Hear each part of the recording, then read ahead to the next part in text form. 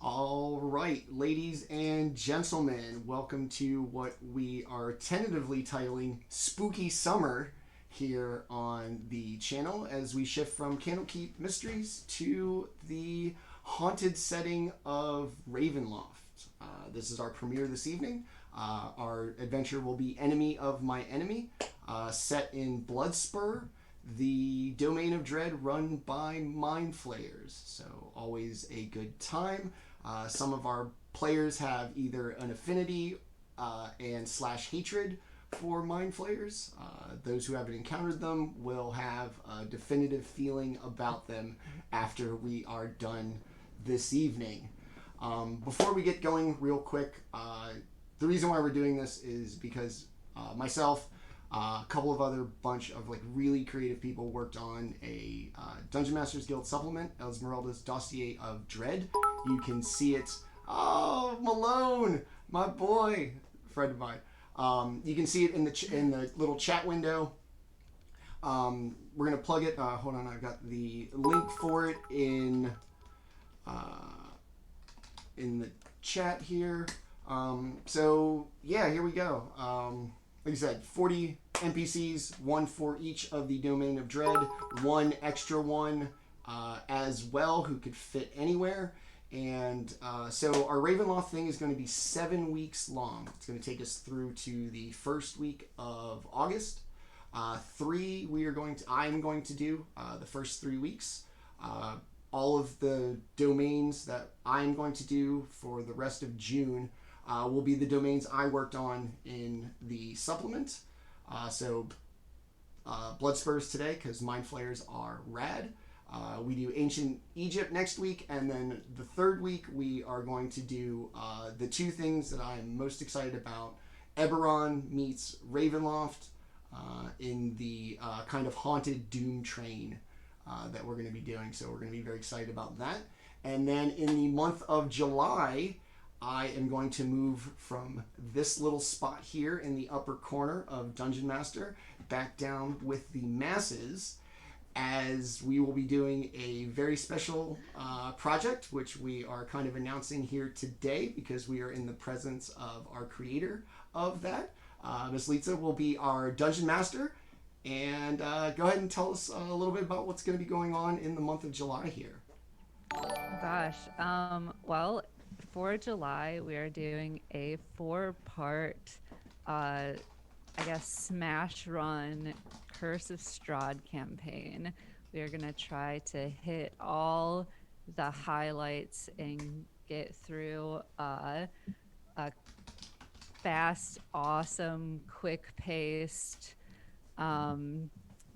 just awesome Curse of Strahd, see how much badassery we can get down to in Barovia in a quick little mini campaign, which is something that I know he's wanted to do for a while. Yes. So we're just gonna get up to all kinds of shenanigans, have a lot of fun. It's awesome. I can't wait. One, I get to play, which is something I don't get to do very much, obviously. And it's going to lead up to August, which is our big kind of season finale of One Shot Wednesdays, which is we're going to do our 4-part assault on Mount Celestia, basically D&D meets God of War. We're going to kill some gods or replace them or whatever. So tune in for that in August. Our Ravenloft project in July, and for the rest of June, we will be doing, like I said, 3 Domains of Dread, 1 per week.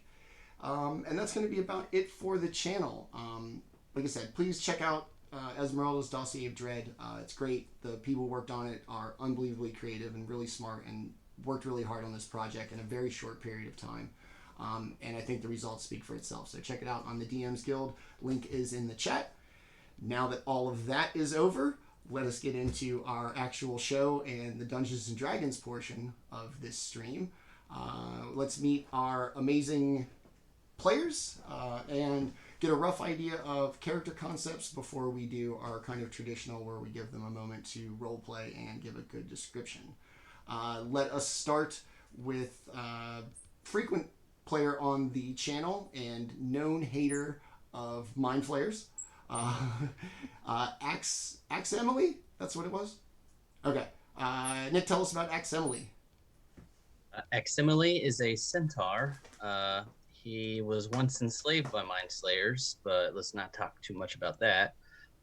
He grew up in a warrior caste society and unfortunately lost a couple of his limbs and had to build them back up in his arcane armor.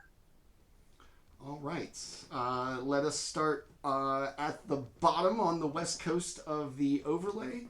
Noted Tuesday player and bringer of notorious characters, biter of faces, and all-around metalhead. Tenta, tell us about your Tempest cleric. Yeah, I am a Minotaur Tempest cleric named Hurloon, and he's albino, so he's all white with white eyes. So he was shunned by his tribe and picked up by orcs and raised by them. He is very large for a Minotaur. He's 7'4", 400 pounds of serious business, and he's lawful evil and is completely unapologetic about that. You see things his way, or you get the axe, usually. He's putting that. Huh? Does he have an axe? Yeah, he's got a battle axe and a shield. Okay. That's all the amount of work I put into studying my PCs before they show up to the show. All right. Let us move on to another frequent player on the Wednesday shows and an all-around great DM as well, friend of mine. Tim, tell us about Trent, who has a permission slip for this adventure.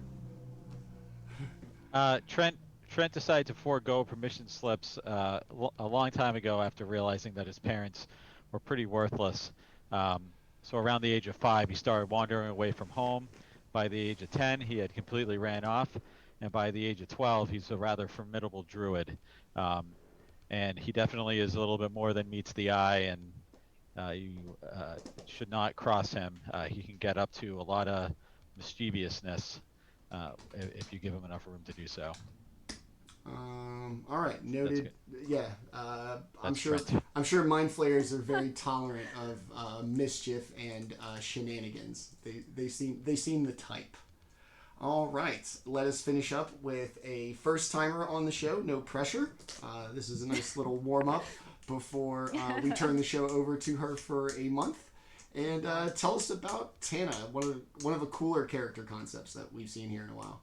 Oh, well, thank you. Well, Tanna is a human woman who started off as a pretty happy-go-lucky barbarian who's sort of just adventuring for fun and laughs and all the typical barbarian reasons, good food, good ale, pretty women, the usual.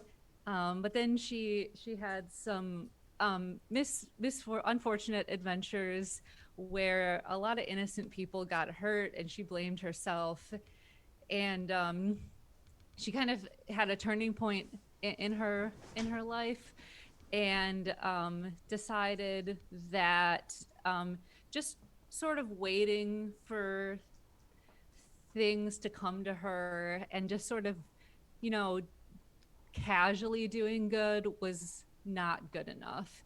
And so she became a redemption paladin and dedicated herself to actively doing good. So she is a lot more serious now than she used to be. She is slowly getting over the trauma of her experiences in her past, but she definitely has that very paladin must do the good and right thing for the sake of the right cause, which is just gonna be a really awesome mix with the lawful evil minotaur on the team. I'm super sure not gonna be any problems or conflict there whatsoever. Oh no. No. I'm sure the lawful evil part will be, understated like Tenta usually does. All right. So these are our amazing players. Just a little bit of honesty here. So we've taken all the safety measures appropriate for this show amongst the players, not to cross any lines or make anything inappropriate, like we always do. That being said, this is a horror show.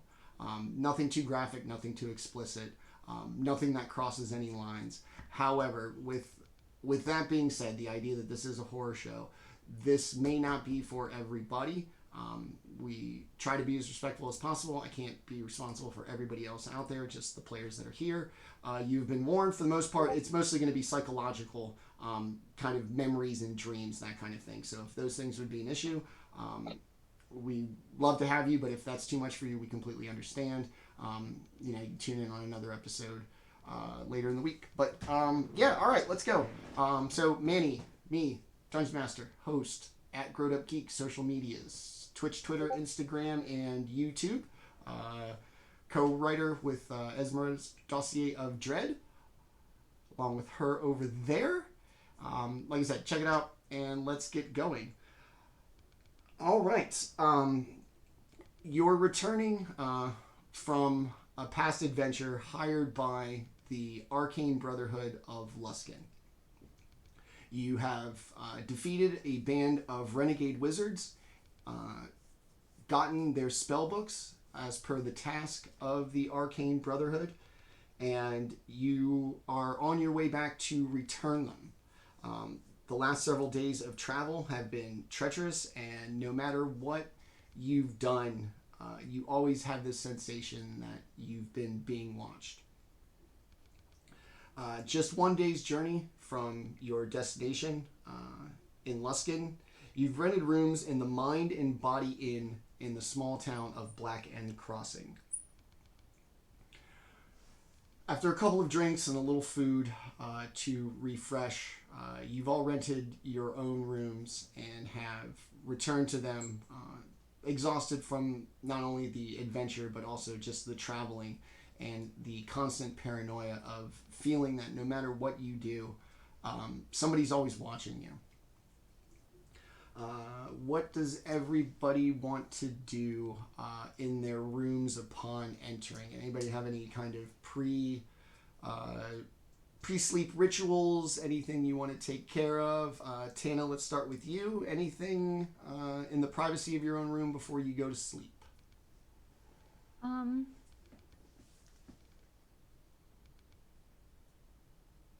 Not in the privacy of her room. I mean, she'll meditate a little. It's not, she doesn't pray exactly. It's more of a druidic sort of, meditative state. She considers her totem animal to be also her goddess. So that definitely carried over into her being a paladin. But her totem being very much a wild animal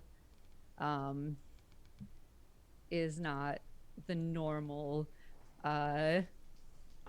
human, we pray and we do rituals. It's very much a wild nature thing. But yeah, she'll stretch and definitely work out her muscles from the long walk. Okay. And make sure all of her weapons and armor are as close in reach as possible. All right. Trent, you've made your way up from the common room after eating, being part of this adventure. Tired, kind of paranoid, mentally exhausted, just constantly being on edge ever since you defeated this band of wizards. What does Trent do in his room before settling down for sleep? Trent pulls out a small sketchbook and a piece of charcoal that he's been using to draw illustrations of different plants and animals and other creatures that he's come across.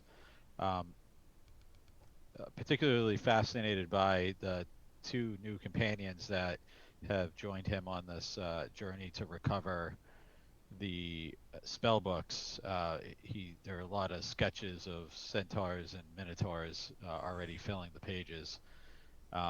but the sense of uneasiness looms ever present, and feeling restless and as if he's being watched, uh, Trent casts a hearth of moonlight and shadow uh, within the boundaries of his room to give him a sense of hiding and being unspotted. Okay. Hurloon. Like I said, you're exhausted, ever present, even for somebody of your particular alignment. I'm sure the eyes of something that you just can't feel to shake, probably very wearing and drawing on your energies. What do you do after leaving the common room and going up to your private room to go to sleep? He hunches down to get into the room and kind of walks in sideways. Damned human doors. Slams it. Takes his bag of heads that have all the wizards' heads that they just took out and drops it next to the bed. Puts his holy symbol on the bed and takes a cup of water and splashes it on him and says a prayer to Umberly, and takes a little dagger out of his pocket and cuts a bit of blood and squeezes onto the holy symbol. Oh, my death will be not in vain for you, Umberly. We will rule the seas together. And then I go to bed. Okay. All right. Aximili, same thing. Exhausted, just the idea of no matter what you've done, the relief that would come from completing your quest just was never fulfilled. And you've been marching for days, you're almost there, and you can finally see the light at the end of the tunnel in this or in your room of this inn. One day from Luskin. What do you do before you hit the hay? Yeah. So Axe, as he likes to be called, will walk over to the window to see as much of the setting sun as he can, and say the evening's prayer. From the rising of the sun to the setting, to its rising again, we place what is hard to endure with what is sweet to remember, and find peace. And he remembers saying the prayer with his parents so long ago, and as most evenings, he wishes that he could be with them again, but he's turned away from the herd. Okay. All right. As you all kind of We'll be your herd now, Axe. Don't worry. Aw. Yeah. I should be sympathetic to you, but I'm never going to talk about it. You're sitting there listening to them bond through the walls, and you're like, Just like quietly bro fist. Yeah, I'm like, I get that. No, they bro hoof. They bro huff, yeah. Back to you reach out and you touch your brother's heart. We're right back to that. So after everybody completes their individual kind of nighttime routines, one by one they drift off into a deep, dream-filled sleep. Trent. It's a little chilly in your room, yet somehow you kind of have the sweats as you kind of have this fitful sleep. And while you sleep, you dream of your parents fighting. Drunk as always, unable to stand it any longer, you run out into the woods. As you run, you lose your footing, bump your head. The next thing you know, you're awakened by a group of animals. They all stare at you with intensity, baring their teeth and lowering into a crouch before pouncing, biting at your arms and face. In the background, just past the angry pack of beasts, a large Luxodon with multiple facial piercings stands unwilling to help with a deep, maniacal laugh. As you become mesmerized by the laughter, you are suddenly back in your parents' home. You've been gone for 2 weeks and they seem genuinely concerned, though still drunk. They promise to always love and care for you. You believe them, and your anger at yourself for believing their lies is worse than feeling neglected. As you sit at the table, despondent and helpless, the laughing continues. Just as the laughter hits a crescendo, you are no longer in your dining room, but running in the woods again, this time being chased by a pack of wolves. You want to be a druid so bad that you hope against hope your wild shape will finally manifest itself in order to save your own life. But the spirits of nature neglect you like your parents. And the wolves catch you and begin to tear you to pieces as you wake up in an unfamiliar place. Axe. Trent. Hold on, we're gonna do it. He wakes up with a star. Ah! Okay. Yeah, we're gonna do everybody, and then we'll go to everybody kind of waking up together. Axe, you're back in your days as a warrior for your people. You've proven your worth many times over. Your people speak your praises until the one day you're cut down in battle, disfigured, and banished.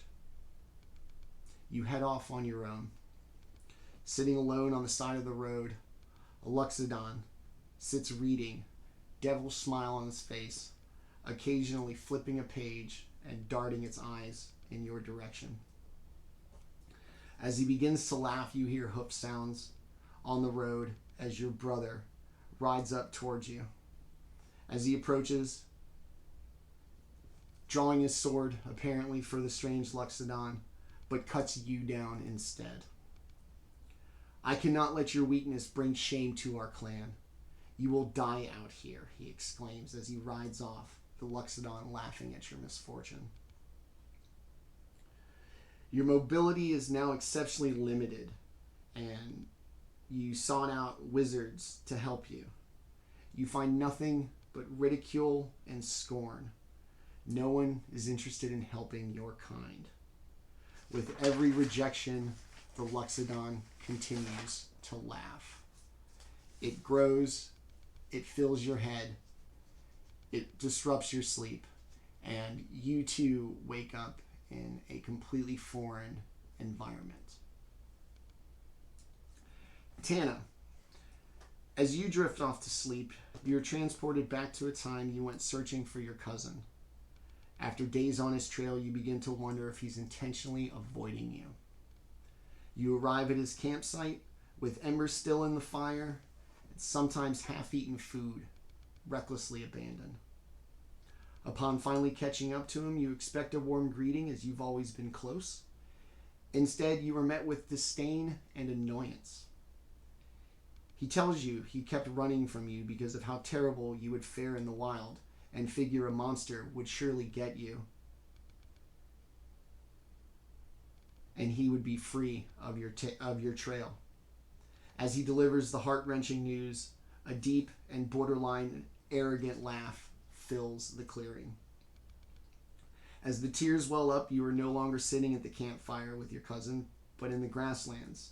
You sit under a tree, hungry and thirsty, in search of something to entrance your spirit and renew your purpose after your cousin's harsh words. No connection comes. No mental or metaphysical moment. Defeated and on the verge of starvation, you leave and have gained no more purpose than when you started. The wind and the maniacal laugh are all that can be heard. Eventually, you stumble upon a large creature, not as spiritual or purpose-giving as a lion, but something you feel an instant connection to. The beast, ever cautious, is slow to move towards your open hand, just as it gets close enough to grab the berries in your outstretched offering hand. It spooks, and in its panic, smashes you with its mighty beak, breaking your nose, filling your mouth with blood.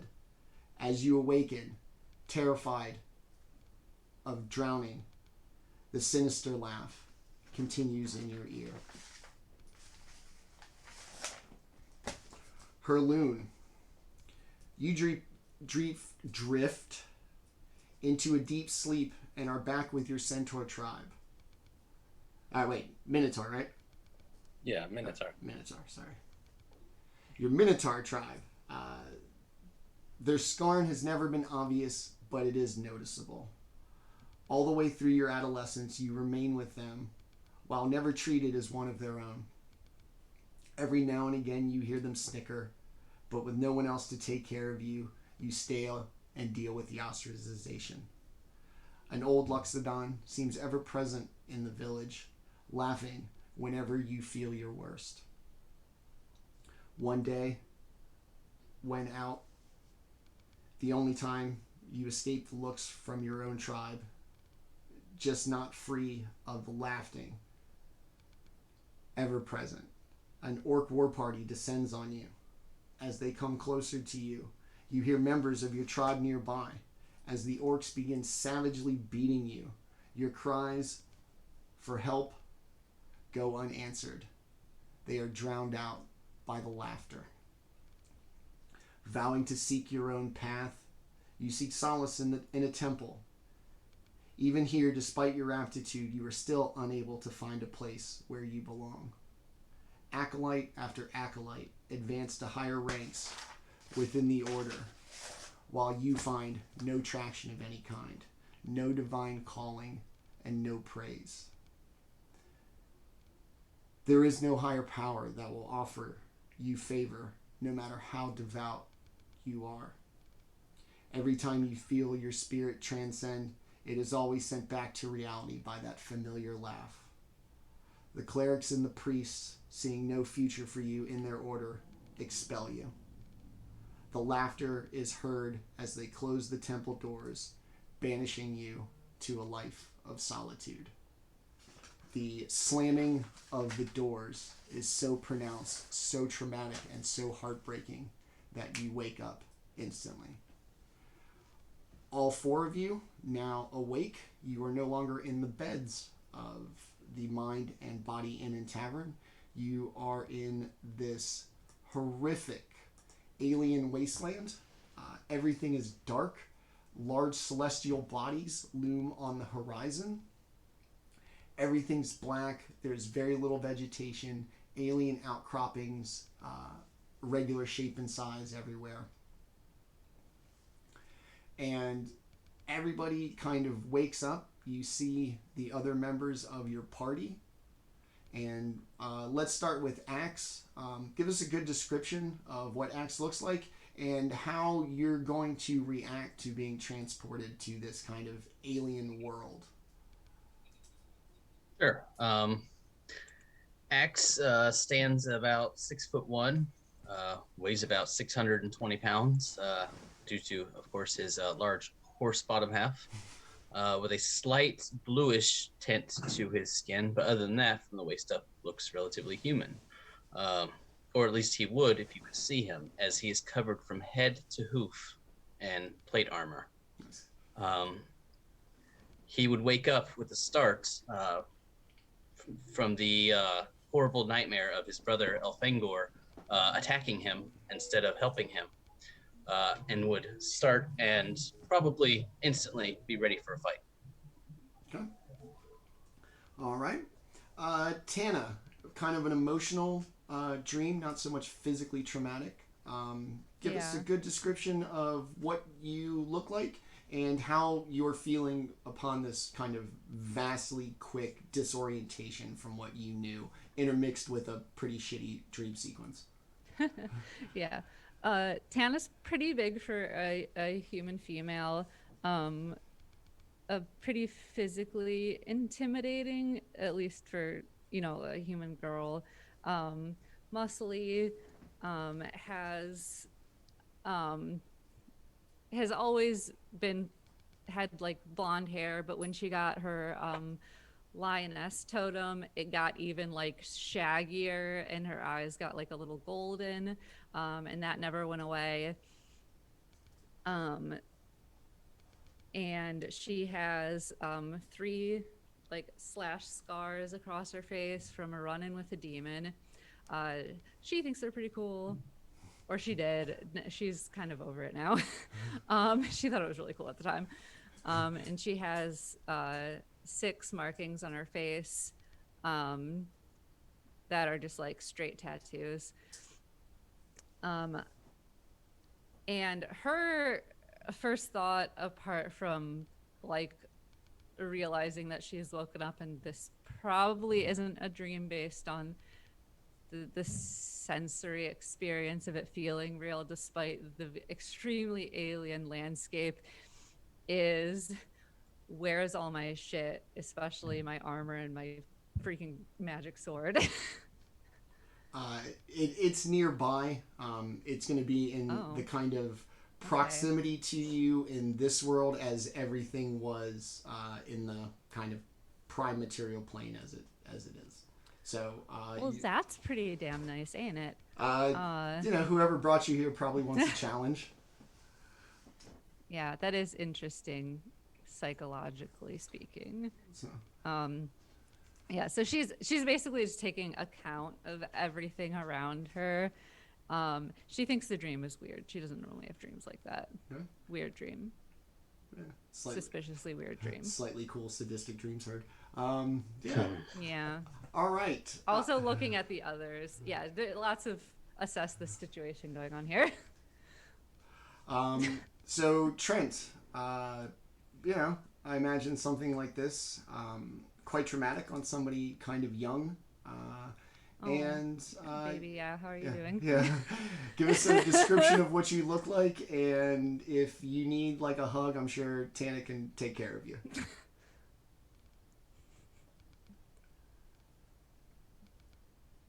Nope. You're muted. You're muted, buddy. Still. So waking with a startled, kind of bolting upright Trent, kind of the realization of what the dream he has had washes over him and strikes him pretty deep, as some of the things he always wanted he finally gets and seems to regret them, and things that were really important and meaningful to him seem not to have ever occurred. And the dreams feel so real to him that he's not sure if it was a memory or not. And then waking up in this new realm really sets him in puts him into almost a state of shock. And he begins to whimper almost, with the thought of his parents loving him and now being in this strange and unfamiliar place. But does he see the party he's been traveling with nearby? Everybody's probably within 10 to 15 feet of each other. When you all woke up, everybody, it's not like one of you dropped in at a time. It's not like somebody was alone. Sure. There was two of you. Everybody woke up as if they'd been transported from their sleep state in the inn to this alien world.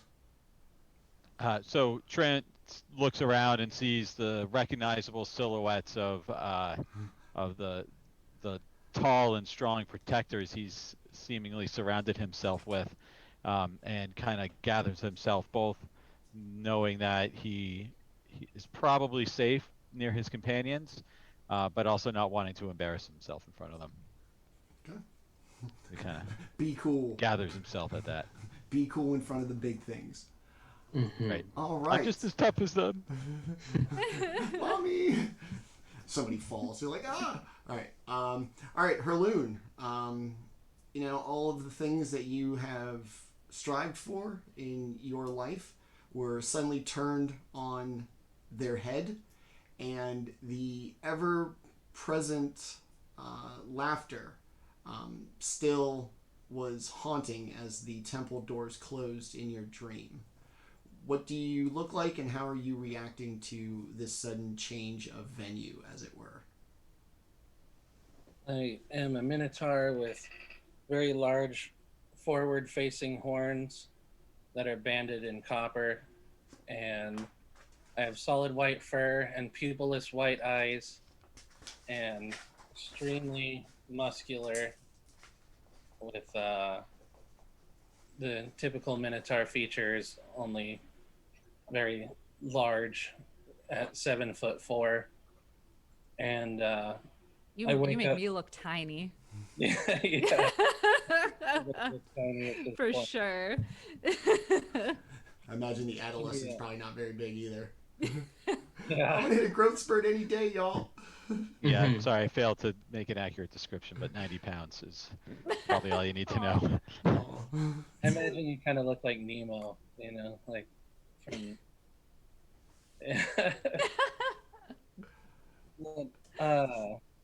I wake up and kind of startled and look around, stand up, and electricity starts surging across my body and all the way up and makes kind of a Jacob's ladder out of my horns. Nice. And I look around and kind of get a savage facial expression and start stomping around trying to take in what I'm looking at while also being ready to kill whatever is not my friends. Glad that he's not the barbarian. I wake up and I rage. I was like immediately imagining that scenario. So Ready to throw myself in front of the child. Rage for breakfast. So you all awaken somewhat disoriented, somewhat, cloudy-minded from the dream and the juxtaposition that it presented for your life versus your actual experience. You see your traveling companions, seemingly, for the most part, in the same state. Everybody physically seems okay, just a little maybe mentally foggy or carrying some emotional weight from their respective dreams. Despite there not being a sun to speak of, the place is very hot. All of the rock appears to be sort of an obsidian, so everything has this kind of shimmering, reflective quality from what little light the celestial bodies produce. And as you scan the landscape, even if you were to do like a complete 360-degree turn in one place, no matter what direction you turn or how you orient yourself, there is a singular giant mountain that always seems to be directly in front of you, almost as if it moves along the horizon with your eyes. That's weird. After Did anybody else have fucked up dreams? Yeah, fucking elephants, man. Is that laughing? Next elephant I see. I'm with you. I saw an Oh. elephant on 2 legs and he was laughing at me. Wait, what? Yeah, me too. What? Oh, that's weird. Okay, well, I think those wizards that we killed cursed us. That's my theory. We can't that kill them wasn't real? again. It's not a bad theory, because something is up. I've never heard of people sharing I'm- dreams before. Yeah. No, I mean, hags can do that, but this doesn't feel like a hag thing. Is it a Maybe memory or a dream? in their heads. I think what we just experienced was a dream, because that stuff was different from what actually happened. Yeah, mine too. Where the hell are we? Trent looks sad all over again, realizing that his parents actually did really never love him. You look sad, boy. Buck up. Yes. Yes, Hurloon. I'll be big and strong just like you. That's right. everybody give me a perception check, please. Tanna's like, I mean, not sure about that advice, but technically dice. it's okay advice. No. 22. Ooh, nice. Thank you. 19. All right. 15. All right. Oh, my perception's high. 19. All right. I hate not having expertise. I was like, I play wizards. I'm like, what's expertise? I just You need a smart roll on your die. Anything else, not my day. I always dip rogue. Can I investigate? Every one of my characters. Can I do an investigation roll? No, man, stop. Seemingly, because of the kind of odd nature of the area, you hear this kind of scream and this, like, visceral sounding kind of, like, chomping of almost like a bird beak. And off in the distance, you see a tiny little figure in a purple cloak, seemingly attacked by two large beasts that are currently up in the stream.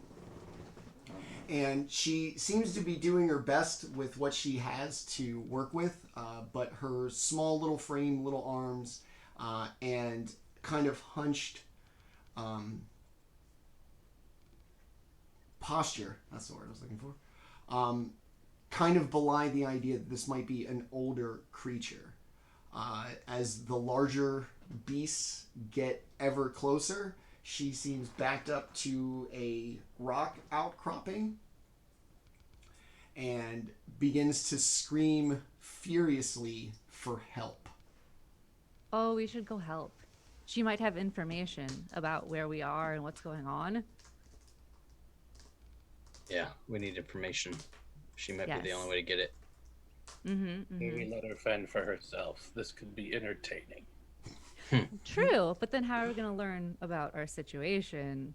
You know, so Problems we could first, always- entertainment second. yeah. Very well. I'll get my Alright. axe, my shield begrudgingly, and start trotting over there. boy. As you make your way over, you see the figure Tanna's is having flashbacks to her last lawful evil friend. you see the figure is a small female gnome, older, two cataract over eyes. Her Oh, no. kind of the way she faces as the monsters approach indicate that she may be blind. And as you get even closer, you'll notice one bloodshot eye and a very large bruise and gash under that same eye. As she just Boy, she's still alive. as she just kind of wails with a small little staff that she has. God, all right, I'm gonna ignite my sun sword. Boom. It's really cool, you guys. The sound of the sword seemingly echoes like quite a distance, like a gunshot, throughout the wide expanse of this kind of alien odd It realm. doesn't normally do that. And the sound, its echo, draw the attention of the two monsters. And I'm going to ask everybody to roll for initiative, please. Cool.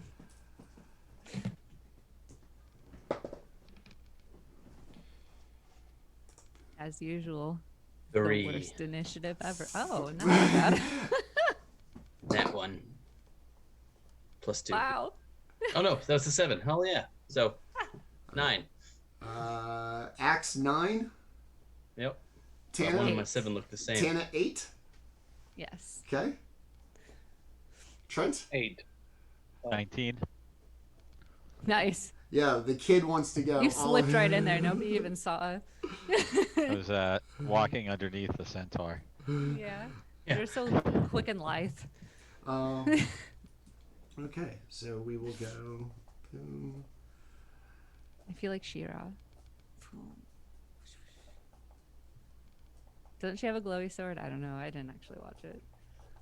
I can't remember. I watched it a couple of times. That sounds right, though. Doesn't it sound like she would have a glowy I'm gonna say sword? I know the girl who's who's at the least voice is on shiny. Critical Role or the I special. know. little I saw. indie- I did see that. Yeah. I've she only seems watched a cute. couple of episodes because I was like, who the hell is this girl? Like everybody else, I was like, because the DM blew up on Twitter, so I knew who she was, and I'd seen her a couple things, and then I was like, who the hell is this girl? And they're like, she's on. I saw, like, the She-Ra. All right. For yeah, I saw like the first half of a like YouTube video about like meet the cast. Yeah, I saw that. And I got halfway through, and then I got bored because I have ADHD. And shiny. Woo! All Yeah, pretty right. So we have 2 of these horrific beasts with this giant kind of tentacly maws kind of sticking out. We have 2 of them. Trent will be actually first to act. Everybody's kind of pulled up within about 30 feet of the monsters before they turn. Did you say? Yeah? Sorry, did you say tentacle maws? Yes. Yes. Oh, Kind they of have a- tentacle maws. Kind of a spreading, kind of furling thing. Oh, Like a demigorgon, but with the longer facial flaps. weird. That's Yeah. probably why Tanna is such a low initiative, because she gets a good look at him and she's like, "What the? I should I do have something. never seen that before." I'm gonna wait. You guys go ahead and tell me how it goes. She's like committing them to memory so she can draw it later So for her Trent's like 12 cousins. I'm sorry. Trent's trying to think quick. You said these guys are 30 feet away. Yes. How long are their tentacles? Can I tell? Good question. Always good to know. They add an additional 5 feet to reach. It's very good to know. All right, so Trent is going to run up directly in the path that they're headed toward us. It's going to run up. All right, 30 feet. So if I move 15 feet, I'll still be 15 feet away from them. And yes, and you'll be out of range of the. So I make a quick assessment, and I almost step over into their area, but right up into their face, but I see their face is a little bit larger, so I kind of duck out of the way, and Why I the long quickly face? wave my hands around the ground in front of me, put both my palms onto the ground, and you see I'm casting the snare spell. Okay. You see a circle of blue and green light trace a whirling Irish knot into the ground, and then I quickly step away and make it all the way back to where I was, Okay. Nice. tucked in between my companions and hiding behind their massive forms. All right. Do I make a save or anything, or that just happens? So the trap triggers when a small, medium, or large creature moves onto the ground or the floor in the spell's radius. Okay. So if they move 15 feet closer to us, one of them will likely trigger it if Trent did a good job. Okay, so you basically placed it where you were standing and then left. Yes. Okay, cool. All right, what else you got? And then I'm going to cast Shillelagh on myself as a bonus action. Okay. All right. And that will be my turn. Okay. The monsters, upset by the disruption of what you perceive to be a relatively easy meal for them, the gnome doesn't seem to be putting up much of a struggle. They're going to take a couple steps towards you. One of them is going to step and trigger the thing, tempted by Trent's movement. What happens when they step on it? So dexterity saving throw. Okay. And it's Ooh, a DC that's of not- 17. That's not going to get it done. It's going to be Okay, so he's- 13. So that creature is going to be hoisted into the air, leaving it hanging upside down 3 feet above the ground. The creature is considered restrained until the spell ends, which is a casting time of 1 minute. Okay. You can make a dexterity saving throw at the end of each of your turns, ending the effect on a successful save. Okay. Can I do anything while upside down? You can wait till the end of your turn and make a dexterity saving throw. Okay. All right. Kind of disoriented and not expecting to be turned upside down. It's going to kind of lose its momentum for action and just try to break free. It is not. The other one is going to step 10 feet in. I need everybody to make an intelligence saving throw, please. Everyone within 10 feet of me gains a +3 bonus to saving throws. Ooh. You're welcome. Lovely. Everybody's gonna like mash up against her. Hey girl, you move, we all move. It was +3, you said? Yes. 25. Nice. That was an intelligence saving throw? Yes. That's why I picked Artificer or Wizard. 15. Okay. Not the brightest 14. bulb. 14. Ooh. Ooh. 11. I Okay. actually rolled a 1. That's with all my bonuses. Oh no. You have a +10 and you still fail. Bad. Wow. I had a +7 Plus her and then a plus 3. +4. I think, yeah, and then a +3 +4. for me, yeah. Okay. So the second one's going to reach out. It is going to spread its tentacled maws. You're going to see teeth on the inside lining the tentacles, as well as a kind of octopus squid beak kind of situation at the middle. This scream that it's going to give you is going to basically completely disorient you and take you to another place temporarily. You are now incapacitated for falling to its Disrupt Psyche spell. You will be able to... you're considered incapacitated. You can repeat the saving throw at the end of each of your turns. Yeah. That's going to be it for the monsters. Axe, you are up. All right. How far away is the closest one from me? It's going to be about 15 feet. All right. And then I need 30. And it's going to be the one that's not hanging upside down. All right. You're gonna see me suddenly raise straight up off the ground using my boots of flying. And when I reach a point where, and I don't want to actually do the Pythagorean theorem, when I reach a point where I am 30 feet out, you'll see me bat at the ground like a bull, no offense, and rush forward at an angle, getting 30 foot of movement, top speed. And when I get up to him, I'm going to give him a double hit of my Thunder Gauntlets, and then I'm going to turn around and get him a bonus action strike with my hooves. I really shouldn't be doing this with real dice because I have to do math. So the first one's going to be a 15 to hit. It does.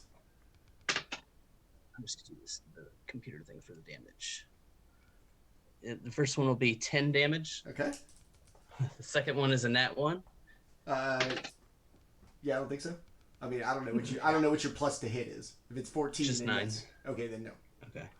And then for the bonus action, I turn around and smack him with my hooves, so that'll be 14. So that misses too. Okay. I got a little too cocky. That's all right. Oh. I was like, I don't know if you can see. Oh, you can maybe. Nope. That's my that's my Infinity Gauntlet. We use it on the Tuesday show for our Artificer, who also has Thunder Gauntlets, and I hit it. Oh, I hit it every time So, yeah. he hits something with it, so you get that now too. All right. So then, yeah, I'll turn around, raise up my shield, and get ready for the whirlwind. Okay. Messing with the wrong squid face monster. All right. That will be Axe's turn. Tanna, you are incapacitated. Go ahead and give me an intelligence saving throw to try to break it. 15 is the DC. Okay. Yeah, she's just reeling. And nope. Okay. Still like totally somewhere else. overwhelmed by the freakish sound and alien landscape. You're going to take your time a little bit more to decide if this is what you want to do. Yeah. What are we doing again, guys? Hurloon, your turn. You passed your save, yeah? Yeah. Okay. So one of them is upside down in the kind of kindergarten cop kind of a way. The other one took a Thunder Gauntlet to the face and has incapacitated 2 of your companions. Shitbag, man. I'll go ahead and electricity starts running down my horns and down into my hands and charge forward and lay the horns into the one that incapacitated. And let's see what that do. I don't think that's the first time that Hurloon has said shitbag, man. All Just right. rolls right off his tongue. Mhm. It's an old Minotaur turn. So I'm at 23 to hit, Yes. and he takes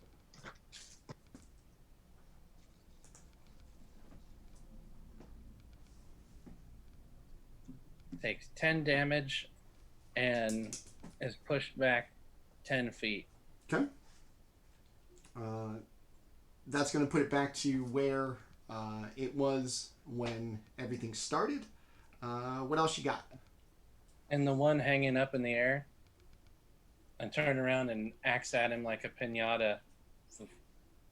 Okay. I'm going to give you advantage on the attack roll because basically it is just like a pinata. 21. Yes, that's going to get it done. All right, and so that is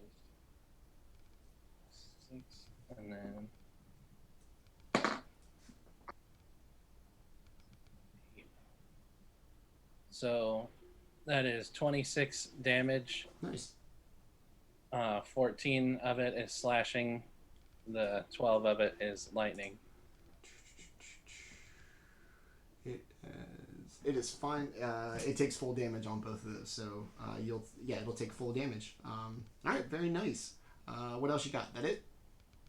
That's it. All right, Trent. After your decisive blows and turning one of these vampiric Mindflayers upside down, you were hit by their Disrupt Psyche ability, and you are currently disoriented. Go ahead and give me your intelligence saving throw, DC 15 to break it. You can Still do have, it, Trent. do I still have Tanna's plus? Not while I'm incapacitated. Right. I would say it's not like she's moved further away from you. I don't. Not Yeah, physically. nope. Nope. Trent is now nearly down on 2 knees, gripping his adolescent head in his hands, and gritting his teeth, and actually biting his tongue as blood starts to pool from his mouth, and as he tries to deal with the baby. sheer terror washing over himself. Oh my god. All right. Trent fails a save, still kind of disoriented and dealing with that. The upside down vampiric mind flayer is going to try to make his deck save, and I think, what was it, 15? That's what you said, yeah. You're safe. Yeah, is that the DC? For the snare. 15? For the snare. Yeah. Oh, I'm sorry. Yeah. Yes. Isn't yours 17? Nope, my spell save is 17. Okay. Thank you. Yeah. So it will kind of struggle loose, unable to, probably not used to experiencing a plant of any sort in this god-awful place. The other one is going to kind of move up and attempt to use its maw to grab at Axe. Oh, thank God. Dang it. It's going to be a 23 to hit. Oh no. Yeah, that's gonna hit. Okay. I was supposed to say I think I have shield, but I do not. I'm not a battle master or a battlesmith. You are going to take 9 piercing damage, and you are now grappled on your by the tentacles. They've wrapped you up. Okay. That's going to be that. That's going to be that for that monster. Axe, it is actually your turn. You are considered grappled and 15 strength save to escape. Okay. I will forego that. Well, do these things? So are they? I'm seeing the picture. Okay, never mind. I was gonna say, are they like intelligent enough to be wearing armor? But the picture does not look like it has any armor. So, Yeah, I'm gonna use my action to attempt to break the grapple. Okay. Is it a strength check, athletics, acrobatics check? Escape DC 15 is what it says. I would call it strength. Yeah, it's a saving throw. Strength. 17, 18. Okay. So I, using my equine legs to like grip myself down and just push him right off of me. Sorry, that was my horse. Untentacle myself. It was shitty. All right. And with my bonus action, I will go ahead and like hold up my shield and like slam back my hand onto my helmet, activating my Guardian Armor's defensive field, giving me 12 temporary hit points. All right. And then I will. No, and that'll then. end my turn. I was like, no, and then. Okay. All right. Trying to decide if I wanted to take an opportunity attack, but I'd rather not. All right, you've managed to break yourself free, engage what I'm sure is some badass overpowered armor that I'm going to regret letting you have here in about 10 minutes. So Just an artificer feature. We'll circle back to it. I'm sure it'll be fun. All right, Tanna, a lot of stuff going on. How we feeling? We ready to do this, or we're not sure I yet? don't know. We'll find out. Let's find out. I might. Okay, good. All right. I was like, we might have to go to dice jail. Yeah, that's like a 20-something. All right. All right. Okay. So you were that would be the end of your turn, but you were now no longer. Yeah. She's gonna scream. It's like really belated though. Ah! Like. Hey girl, we've been at this for a minute It's now. like, what the? Yeah. I just got The thing here. screamed at you like a minute ago. Why are you yelling now? Sorry, it was dramatic. All right. Yeah, it was. All right, you Super are now dramatic. free. What is happening? Hurloon. All right. So the one is, it just grabbed an axe, right? Yes. All right, that one I will step up and give him a axe chop. Okay. You got a 28 for the first one Yes. and a 29 for the second one. Somehow, no. No, just kidding. Yeah. Wildly, you missed. Yeah, you swing so hard that you miss. Oh, that one is 13. So 19 for the first one, Okay. which was 13 slashing and 6 lightning. And 14. And then 14 for the second one, which is all slashing. Okay. And blown back 10 feet. Lightning cracks Okay. against it. Blown away. Like it stuck its tentacle in a light socket or something. All right. Very, very vivid. I don't know what kind of light sockets they would have here, but I'm sure there's an analog, and whatever it is, I'm sure Lanterns. sure it's terrifying. It's a your circuit. It really hurts. All right. Really bad static charge. They rub their feet on the rug and touch stuff. Sick bucks. Or maybe they're 7 years old. That's entertaining. I don't know. Or maybe that's just me. I mean, Trent, your turn, buddy. You can do it. Okay. Trent's having a nightmare about touching an electric fence while he slowly grips his head in pain. Kind of like stuck in slow-mo. He doesn't know why he keeps using this dice over here that he's about to throw out a window, Same, except it's made though. out of metal. No, he's all like crying like a baby. He's not even trying to hide it anymore. I mean, this is a lot to take in at 14 years old. Like, We'll have to talk yeah. about that later. Yeah, I lost like. Yeah, I need the talk, but my dad's a drunken mess. Yeah. There's no birds and fucking bees. What the hell am I supposed to tell the kid? All right, so the monsters once again, the upside down one, and a very Stranger Things kind of visual reference here. Ooh, will not save because I like how we're both trapped in Yeah, and like things of your own Very device. different ways. Which was the one that has me in this condition? Is it also the one floating in midair? No, not it's that the I- No, other. it's It's the the other other one. one. Oh, gee. That would Okay. be funny though, if it was. And Just you and stuck I in are a going loop. to step away from this. Let them deal with it. We'll come back later. All right. The other one is going to move its distance up, and it's going to grab at Trent with. This is the one that is next to me. Yes. So. Can I get an opportunity attack? Yes. What about me? Yes. Also, still right there. Hell yeah. 22 with the Thunder Gauntlets. Ooh. Okay. That'd be an 8. Okay. Very nice. Yes. And just so we're sure, it's the same mechanics as my Tuesday show. Disadvantage against everybody else, yeah? Except you? Oh, yeah. I Okay. forgot about that. Okay. Yeah. All right. Hurloon, That's give me... pretty cool and important. Yeah, it's the best taunt mechanic that I've seen in 5e. Love it. I Hurloon... got a 27 to hit. Okay. I assume I do. And then I deal 14 damage, and it's blown back 10 feet. Okay. Okay, hold on. It's blown back 10 feet. Yeah, so it's going to move past... It's going to move 10 feet towards you, pass you, get knocked back 10 feet.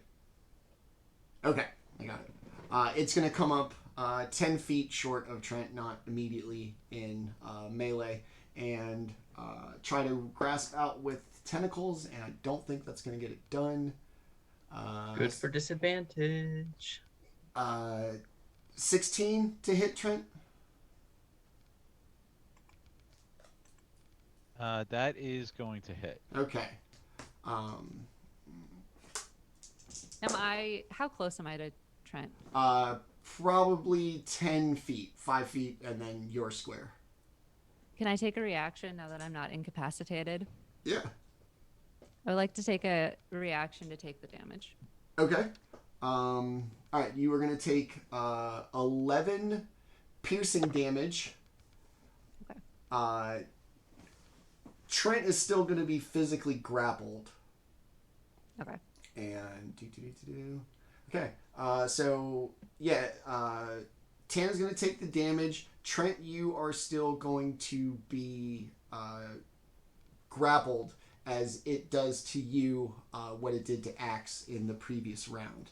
Okay. That will be it for the monsters. It is now Axe's turn to act. All right. I'm going to turn back to the Mind Flayer that had just escaped my grasp. How far away is it now? It's going to be about 10 feet, but behind you. Okay. It's 10 feet. All right. That's not enough time for me to get a whole charge, so I'll just run up to him and give him the bap bap with the double thunder. Okay. All right. This one's a 25 and one's 23. Yeah. So are you getting back up on your hind legs and doing like a clomp clomp with your front legs? I am now. First one is a 7 and then 11. Okay, so 18 So that'd all be day. 18. All right. And I don't think I have any bonus actions with this character unless I get that run up on him. So that'll end my turn. Okay. The The cavalry's arrived. Charge! Yeah, I don't the think cavalry has arrived. This is the I am now worst. going to channel my Teddy Roosevelt.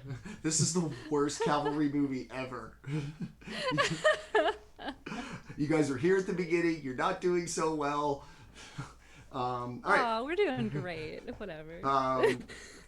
So the no one's dead yet. the free mind flayers getting there relatively quickly. The upside down one seems to just be, you guys are cool with it. Just as it hanging upside down is entertaining upside down. enough. All right, that is it for Axe. Tanna, welcome to the fight. Thanks. I'm glad to be here. Welcome to Thunderdome. Yeah, I'm gonna rage because I'm pretty mad that I missed like 3 rounds of combat. What the hell is that? So I'm just gonna go back to my roots and rage a little, and then I'm gonna recklessly attack the one that's that we're all attacking. Actually, yeah, I'm Okay. just gonna join the party with I don't my wanna be sun left out. sword. Yeah, I'm totally attacking it. I'm doing it. Yeah. Well, you got the ball rolling, and then Yeah, we're like, okay. all right, you guys got it from here. I'm out. Yeah. So that's like a You have some more nightmares. 27 to hit or something. Yes, it does. Something like that. I would like to do. I totally didn't put my. It's okay. +2 when I rage, so that is a 13 radiant damage. Okay. And I'm gonna burn a spell slot to do extra damage. So that's what I can do. I'm gonna do an extra 2d8 because I'm a paladin. Smite.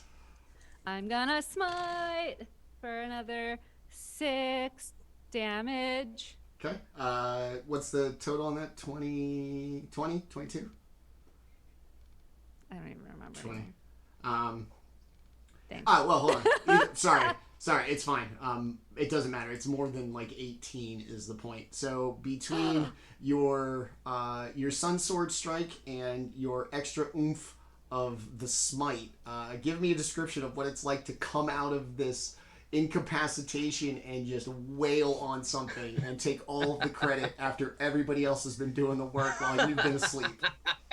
Okay, well, I come out of it and I see it grab Trent, and I'm like, oh hell no! And so I try to intercept, and it still grabs him, even though I grabbed enough tentacles that Trent didn't really get hurt. And then I'm just like, ah, and I chop off its face, and Trent falls to the ground because he's not grappled anymore, right? Because it's dead. And then I'm like, I have a second attack, so I'm just like, ah, and I just charge straight for the other one. Okay. Because I'm not done yet. I got a lot to make up for. Yeah, so I want to attack the next one. Right. Can I do that? Yeah. Here. Reckless! 19, 21 to hit. Yes. What am I doing? That will be 15 radiant damage. Nice. Wow. Okay. And can I only do Divine Smite once a turn? Can I just do it all the time? I think your spell slots are basically the only thing that keeps you from doing it, just because you have so few of them that's the... I'm gonna do it again. Very nice. That's another 6 radiant damage. Okay. All right. Hold on. Okay. I gotta do math real quick. Okay, there we go. All right, math was hard there.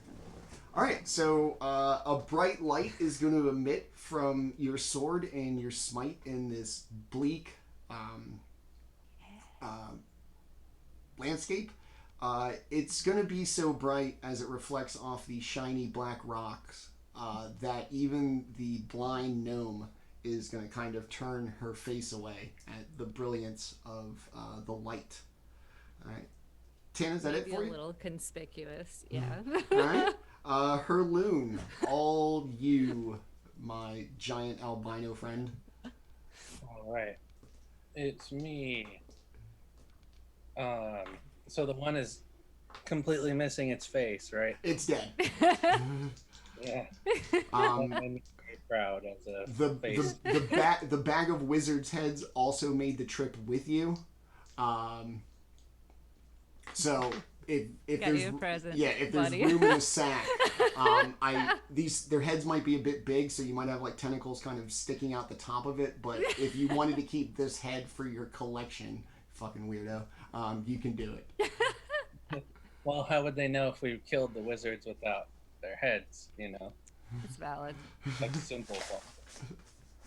All right. So the one that is remaining, I'll go ahead and saunter up to it and give it some axe chop. All ladylike. It was saunter More out. confident that I'm gonna hit it. It's very, very cool and casual. Cool Yeah, guys more. don't look at explosions. Like doing a catwalk while dragging an axe behind you. Yeah, basically. Very badass. So I got a 28 and a 23 to hit. Yes, both of them. first one. The first one does 18 damage. Okay. 14 of it is slashing. The rest is lightning. All right. And then the second hit does another 12 damage slashing. Okay. Yeah, it's still upside down, so it can't really do much. As you kind of duck in and slash at it with your axe, it tries to like tentacle you from odd angles, completely unaware or unable as it's held upside down like a bully trying to shake out its lunch money. All right. All right, back up to the top. Trent, I'm feeling it, buddy. Now's your time. You got this. So the one that's causing me all this grief isn't dead and unable to cause me grief anymore? Oh, yeah, it is. Oh, yeah. You're good. So I am fully pacitated and strained, as in not incapacitated or restrained. Yes, you are strained and capacitated. Capacitated. I saved you. I'm just raging, so I'm not really focused on that right now. All You right, start well, breaking stuff, but I'm happy for you. Yeah. Trent is going to stand up, and his tears of grief and pain are going to turn into a almost blood-curdling scream of rage as his eyes roll into the back of his head, becoming kind of mottled gray and almost as if they are moons themselves, as he will cast Moonbeam on the one suspended, the final suspended Mind Flayer. All right. So Hurloon, I think we might be a bad influence. it's going to be a Constitution saving throw. Okay. We are learning. Oh no, what have you done? What's the con? Ooh, You see a tear in Hurloon's eye. 20, I'm just such a mark for him right now. I'm like, 22 on the con save. What? I know, Okay. wow, that's a healthy con there. That bastard. Won't be doing any con save shit. The healthy boys. Six. He's going to take 6 radiant damage. Okay. If he's a shapeshifter, They're not. he rolls with disadvantage. Okay, They're just ugly. Yeah, if they were shape-shifting, they would not look this ugly. They would pick something far better looking. This is all. Sure, they are trying to mentally scar us. This is all they got. Okay, well, that is, I believe, going to end Trent's turn. He's going to stay where he is. Okay. Yep. All right. This monster, seeing everybody who was once incapacitated and is now wailing on it, would like to, not die upside down, suspended by a plant. Fuck. Nope. Too bad. It's not gonna get its wish. It should get used to disappointment. All right, so that's gonna be it for the monster's turn. Axe, you are up. Yeah, so I look over at this thing and do I get any sense of what the hell it is? Depending on your knowledge of, I have been enslaved by mind flayers in my past. you would recognize it. Okay, you would recognize it as a kind of bastard new version of a mind flayer, specifically a vampiric mind flayer. Jesus, I didn't even know that was a thing. Trent comes back to his senses and quickly shouts that be careful, that snare trap's not going to last much longer. Yeah, no worries. I will back up until I get my required distance and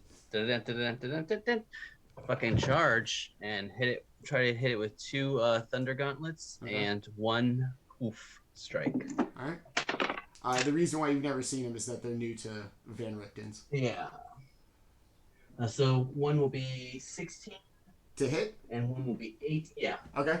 16 and 18 for the 2 regular strikes and 15 plus 5. So 20 for the hoof. Okay. All of them will hit. So that'll be 6, 8, 13, and for the hoof, almost as an afterthought, turn around and just curb stomp 3. Wolf is inevitable. It's kind of like wild, kind of, flailing about to try to free itself has definitely slowed. The scars from all of the injuries, divine smites, all kinds of things that you've done to it clearly appear to begin to take its toll. All right, Tanna, you are up. This thing is upside down and very much not doing well. To say it is living its best life is clearly a lie. Who goes after me? Well, never mind. I'm raging. Yeah. I don't have the No I time don't have for the thinking. cognizance to. There's Yeah, no I was think, like, there's only rage. do I want to give this kill to someone else maybe? And I'm like, no, I don't. She's not thinking about that. Yeah, Really that's like pissed a 21 off. to hit. Yes. Recklessly, obviously. Do I even have to say it? People who don't recklessly attack make me sick. Sorry. What's 6 plus 7? I do 6 plus 13. 7 damage. 13. Thank you. Dungeon Master, it's a skill. I do that much radiant damage. All right. And then I'm gonna attack it again, and that's a 20 something to hit. Yes. And then I'm gonna do. Ooh, I'm gonna do 15 radiant damage. All right. Describe how you dispatch of the second one upside down like a piñata. What comes out of it? What are the kids going to grab for? Tell us. Man, what a good question. Are you actually gonna ask me this question? No, I mean I just want you to just tell me how you just wail on this piñata. I'll fill in what comes out. Don't you worry. Okay. Oh, good. Yeah, I'm just gonna like split it wide open, so like guts and like just navel to neck, basically just a little big slashy slash. Everything that spills out is not encased in any kind of liquid or moisture. Everything has a dried, unkept, like leathery texture.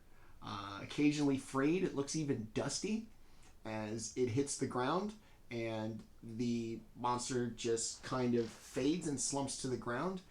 As it does, both of them seem to be enveloped by just these tiny little bugs that seem to envelop them out of nowhere. And after a few seconds, both of the bodies are completely gone, and the little insects that came to pull them up scatter in a million directions, and we have resolved combat.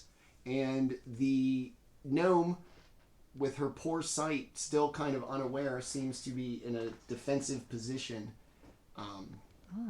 As Trophy stealers. the battle kind of subsides.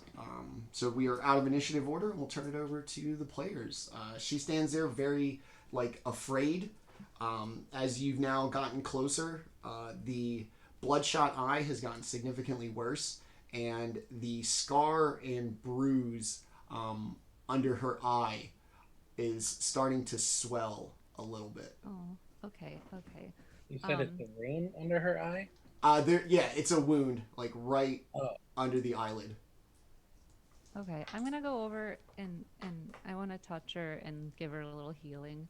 I'm gonna do lay on hands for, say, like 5 hit points. Okay. You are wasting it.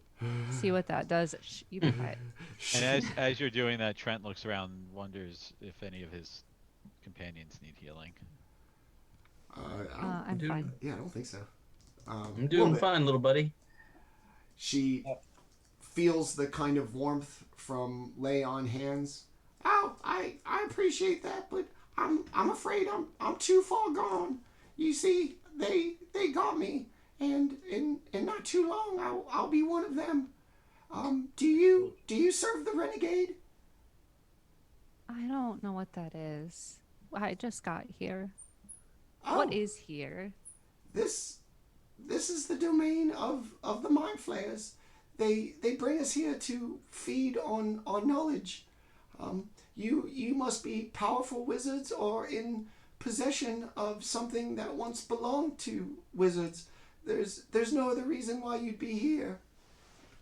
Oh, great. That's fantastic news. Oops. What do you mean you can't be helped?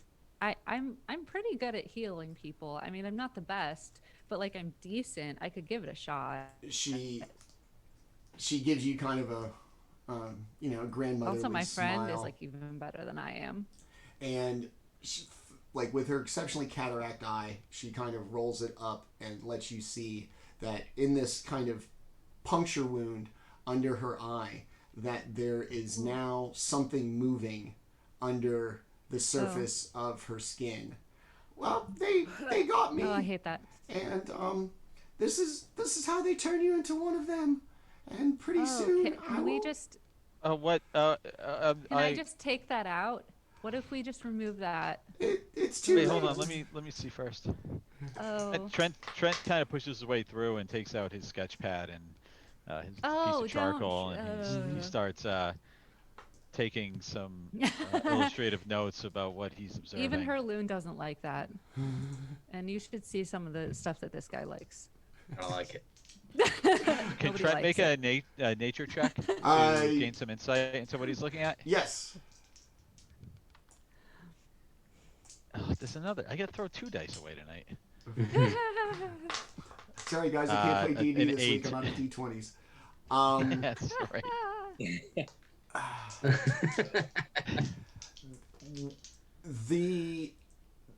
The thing that's crawling like under the surface of her skin, you can tell it's about probably 3/4 of an inch long, and you can see under her skin not only the silhouette of the insect, but also 4 little like tentacles coming out of the front of it that seem to be working just under her eye, as if trying to burrow through the eye socket in the skull into her brain.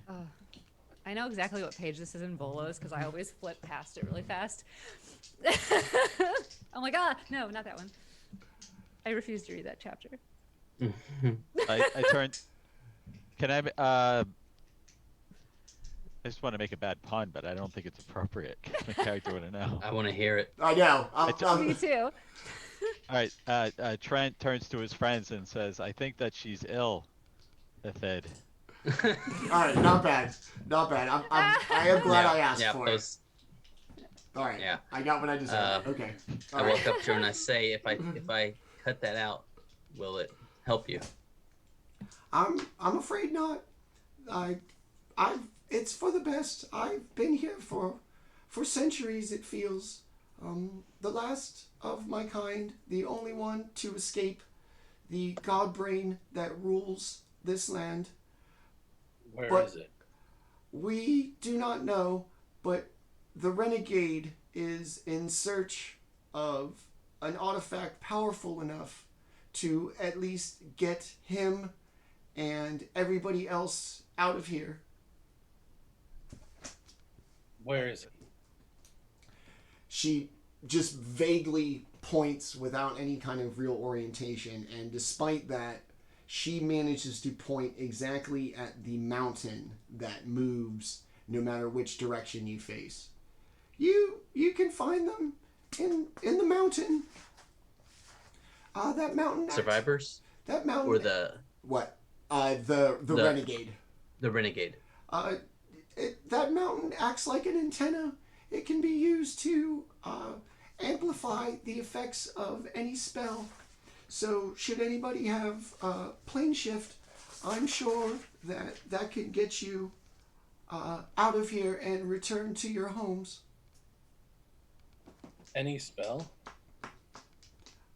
Yes, we believe so.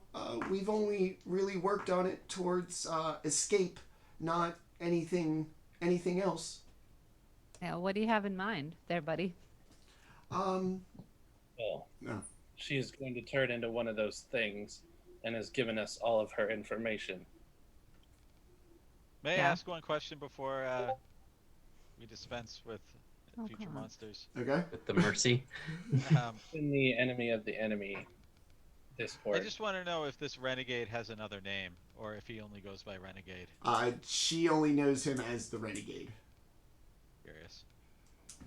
That's a stupid name. Look, man, the marketing department's kind of busy.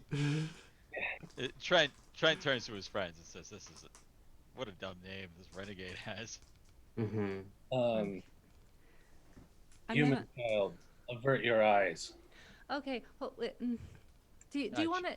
I'm gonna say to the gnome lady. Do you want to drink? Do you want to drink of something? I'm gonna pull up my. I'd love some. And she just kind of blindly puts her hand out. Okay, I'm gonna pull up my tankard of ale, and I'm gonna give her a big, full mug of really fine dwarven ale. It doesn't cost anything to be nice for 2 seconds. Just chill out. You're right. She I'm takes gonna it. give her as much ale as she wants to drink. I can only do it 3 times per day. Whatever. It's been forever since I had this. Thank you. And just get her really drunk and then kill her. Axe will trot around behind her while she sips. Do not be afraid, for I understand what you have to do. And I thank you for this mercy. I've been here for centuries, and I've grown tired. My intellect is my greatest liability here, and I can't wait to be free. I hope you go to someplace better. And touch her on the forehead. May mercy find you swiftly, and pop her head. Oh, Jesus.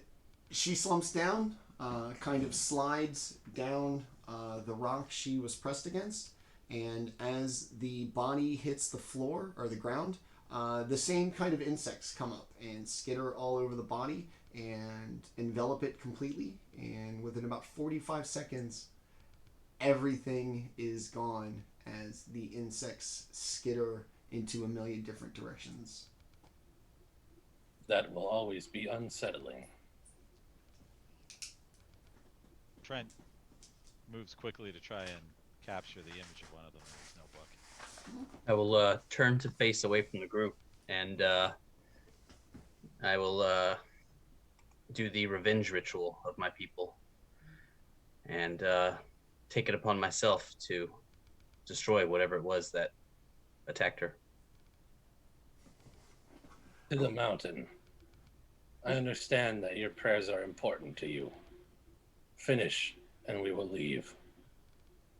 Let's go. So, like I said, the mountain is ever present no matter which way you look. Somehow you could all set out in 4 different directions and still somehow be, as far as your perspective goes, still be heading right for it. So what, you guys just want to head off in the distance towards the mountain? Yeah. I suppose so, yeah. So. Okay. Yeah. Let's go directly the way she pointed. That specific path to the mountain. Okay. The outcropping and where the body fell, you could see where her back was and a rough kind of idea from memory as to where she pointed. And as you set out across the landscape, the eerie laughter from your dream starts to fill the air very softly at first. Almost you're not sure if it's actually happening or if a part of your brain is just kind of bringing it up out of nowhere. As you continue, hours maybe pass by. You appear no closer to the mountain, and every minute it seems as if the cruel and maniacal laughter from your dreams seems to be getting louder.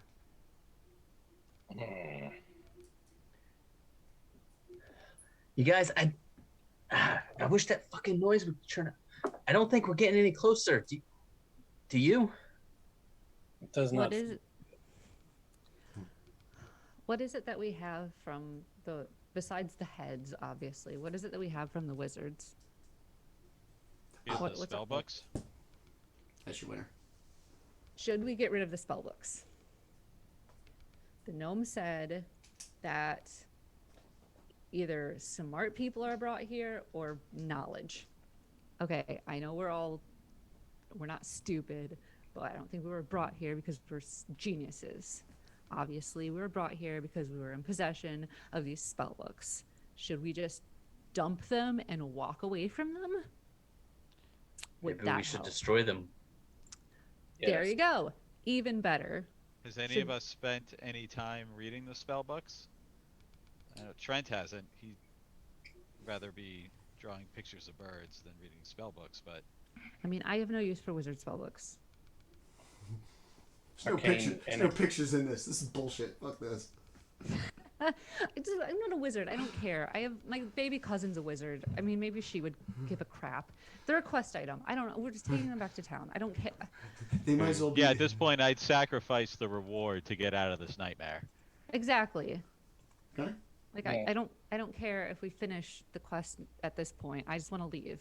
Camping is free anyway. I mean, I don't know if it would help or hurt, but we're not getting anywhere. And Obviously. no books. You guys want to leave them, or you want to try to destroy them? I think we should, if we're going to do anything, if we're going to get rid of them, we should destroy them and make sure they don't fall into the wrong hands. These could be pretty valuable and could be used against us. Okay. That's fair. Hurloon holds out his big old hand Yep. and give me the books. Before you destroy them, can you remind me what the names of the wizards were that we killed? And They were The owners of like these books? they were like a faceless kind of renegade organization of wizards, a cabal. Wizards have cabals? Yeah, they're not covens. Yeah, wait, Yeah. cohorts? Sure. Co-conspirators, compatriots. Company. Company of renegade wizards. But that word renegade is ringing Poor, a bell in poor, Trent's poor, ear. poor and- choice of words on me for the wizard part. They're renegade in the eyes of the Arcane Brotherhood who hired you. Are they renegades of funk? Oh, All right. Trent drops it then. We should at least like take a look at the books before we destroy them, or as we destroy them. Maybe Sure. read it, throw a page. Yeah. Let's all pick one and flip through it. See if Okay. there's anything interesting. Everybody give me an investigations check, please. I can't read. 26. 13. All right. Tanna, what'd Oh you my get? god, a nat one, really? I'm not dumb. Okay, and I'm a barbarian, but I'm not stupid. I'm subverting expectations. 26. All right. I hate this. I hate the dumb barbarian trope. Look, the dice have decided that's how it's going to be today. It does. You know Could have what? multi-classed a barbarian Fine. wizard. I want to smash, but I want to read. So It's an as adorable character idea. Book as a weapon. Hurloon seems very disinterested in the book itself, just kind of flips through the pages and chucks it. Tanna tries her best to look through it to kind of no avail, maybe in a She foreign just language. doesn't get wizard stuff. Yeah, it's complicated. Trent and Axe will kind of appreciate them for what they are. That they are spellbooks. They seem to contain very powerful spells from what you can tell in your limited arcane knowledge. And most importantly, Axe is going to find on one of the pages of his book the plane shift spell. Oh, We need that. yeah. I will. Once I see that, I will. Eureka! It looks like one of these wizards was working on some sort of plane shifting spell. I heard a story once when a famous wizard who finished a spell while in the bathtub, and he was so excited that he got up while naked and ran out of his house with the spell scroll, screaming Eureka. The wizards I in heard the robes. same. Yeah. I polymorphed this amazing robe. No, I don't know, dude. I think you kind of failed your check. So as Axe kind of discovers the plane shift spell, all of the other books close, and whatever kind of locking clasp mechanism they all had seem to shut and fall to the ground, as if they weighed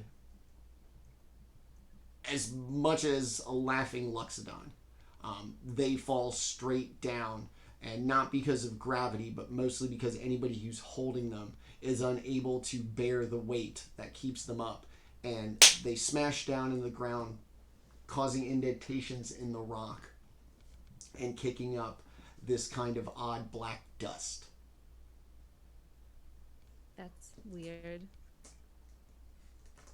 Gross. But that was just all of the other books you All said? the other ones. Can I tear a page out of these books? Or they're like the metal book with the acid etched writing? I mean, I'm going to give you the traditional dungeon master answer in this when this comes about. You can try, and while you do, I'll come up with something fucked up that'll happen to you if you do. No, Yeah, or I'll not. just say pretty let's strong. hold on to this one and let's see if we can burn these others. Okay. Okay. And I got a match. Don't Anybody need- got fire magic or lightning? I got lightning. All kinds of lightning. Druidcraft, can I light a flame? Maybe. I mean, you Kinda could probably like- talk to the pages because they used to be I can- trees. Instantly light a torch or a small campfire Okay. with All Druidcraft. right, you want to do it like in the little indentations with each one of them in it? Wherever you guys arrange it, just let me know when to light it up. Right. Yeah. Go ahead. I just throw them all in a pile. in near one of the They haven't indentations. moved since they fell out of all your hands, so there's Yeah, 3 Yeah, separate don't holes. touch them. Just try to set them on fire where they are. Yeah, all right, I light a bunch of individual campfires on each of the books. Okay. Kindling. As you do, the leather bindings and covers of the book start to kind of warp and crackle, and eventually, like a nice little flame begins. And as the books get to burning relatively well, that odd kind of library smell permeates the air, like a hot library smell. And as Hot the library books, very vivid imagination here on the show. Not bothered. As the books truly begin to burn and give off a smoke and even more heat in this oppressive climate, the flames kind of die down and are replaced by what appear to be little tiny fire ants that seem to be eating away at the pages to the same effect as the actual fire. And once they have consumed all 3 of the books, they too kind of just scatter off into a million different directions, leaving just the kind of indentations from where they smashed into the ground. This is a weird plane of existence. I think we just fed them. I don't like it. No, sir, I don't like it. Were the books heavier on this plane than they were? Upon Plane? Not until 2 seconds ago. Yeah. Yeah, something made those 3 books specifically too heavy to carry.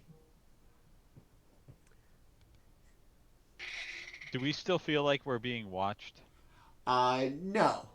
I think just the ambiance of everything is enough to be creepy. I don't need to add paranoia to that. Not that there isn't any.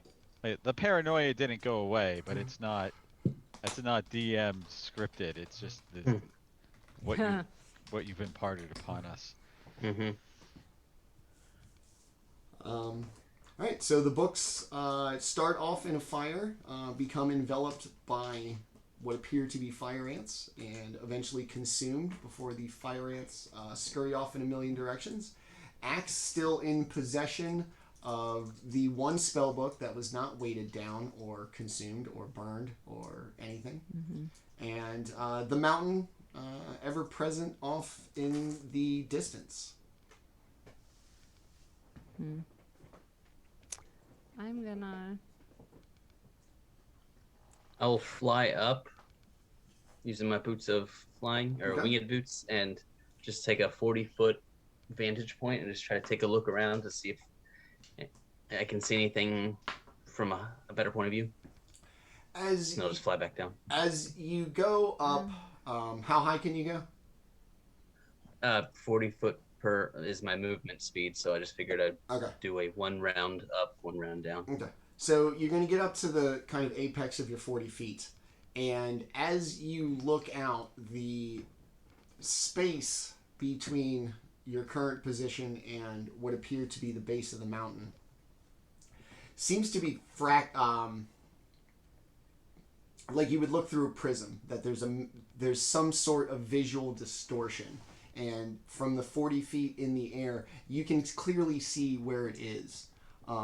You would guess it's somewhere in the neighborhood of about a 45-minute walk from where you are, that there is going to be this kind of odd transition of distance in the most convoluted explanation ever. You're welcome. Man. I don't have anything useful. Yeah, I'll just fly back down and let them know, like, man, this place is weird. Agreed. All right. I do not like it here. Their touristry industry sucks. Are there any other celestial bodies? Or like, what else do we see when we look up and toward the horizon? There's this mountain on the horizon. Yes. Yeah. And Like then any other Anything landscapes? else? Any other like landmarks landmarks that we wanna- outcroppings that are probably 10 to 15 feet high, but everything kind of seems to be ever present in your field of view.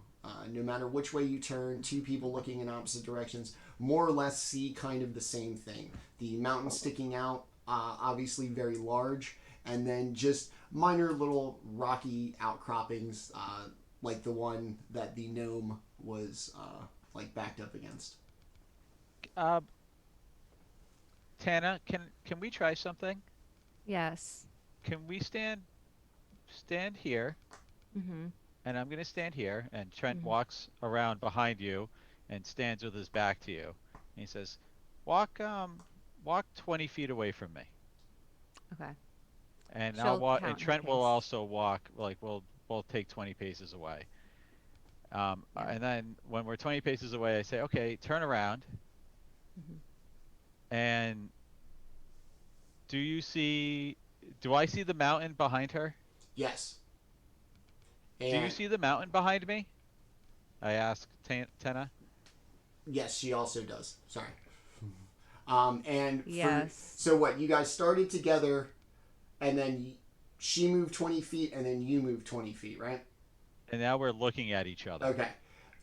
And we see the mountain over each other's shoulder. And the kind of immediate surroundings of where you finished your little 20-foot trip are almost identical to hers. A slight little indentation in the ground, odd little rock about the same shape, same height, same kind of orientation as you were, as if you were looking in a mirror of where you are with your figure and image replaced by Tanna's. I know that we all had a similar dream. Are we now all having the same dream? It would seem that way, but that hit I took earlier felt a little too real to be a dream.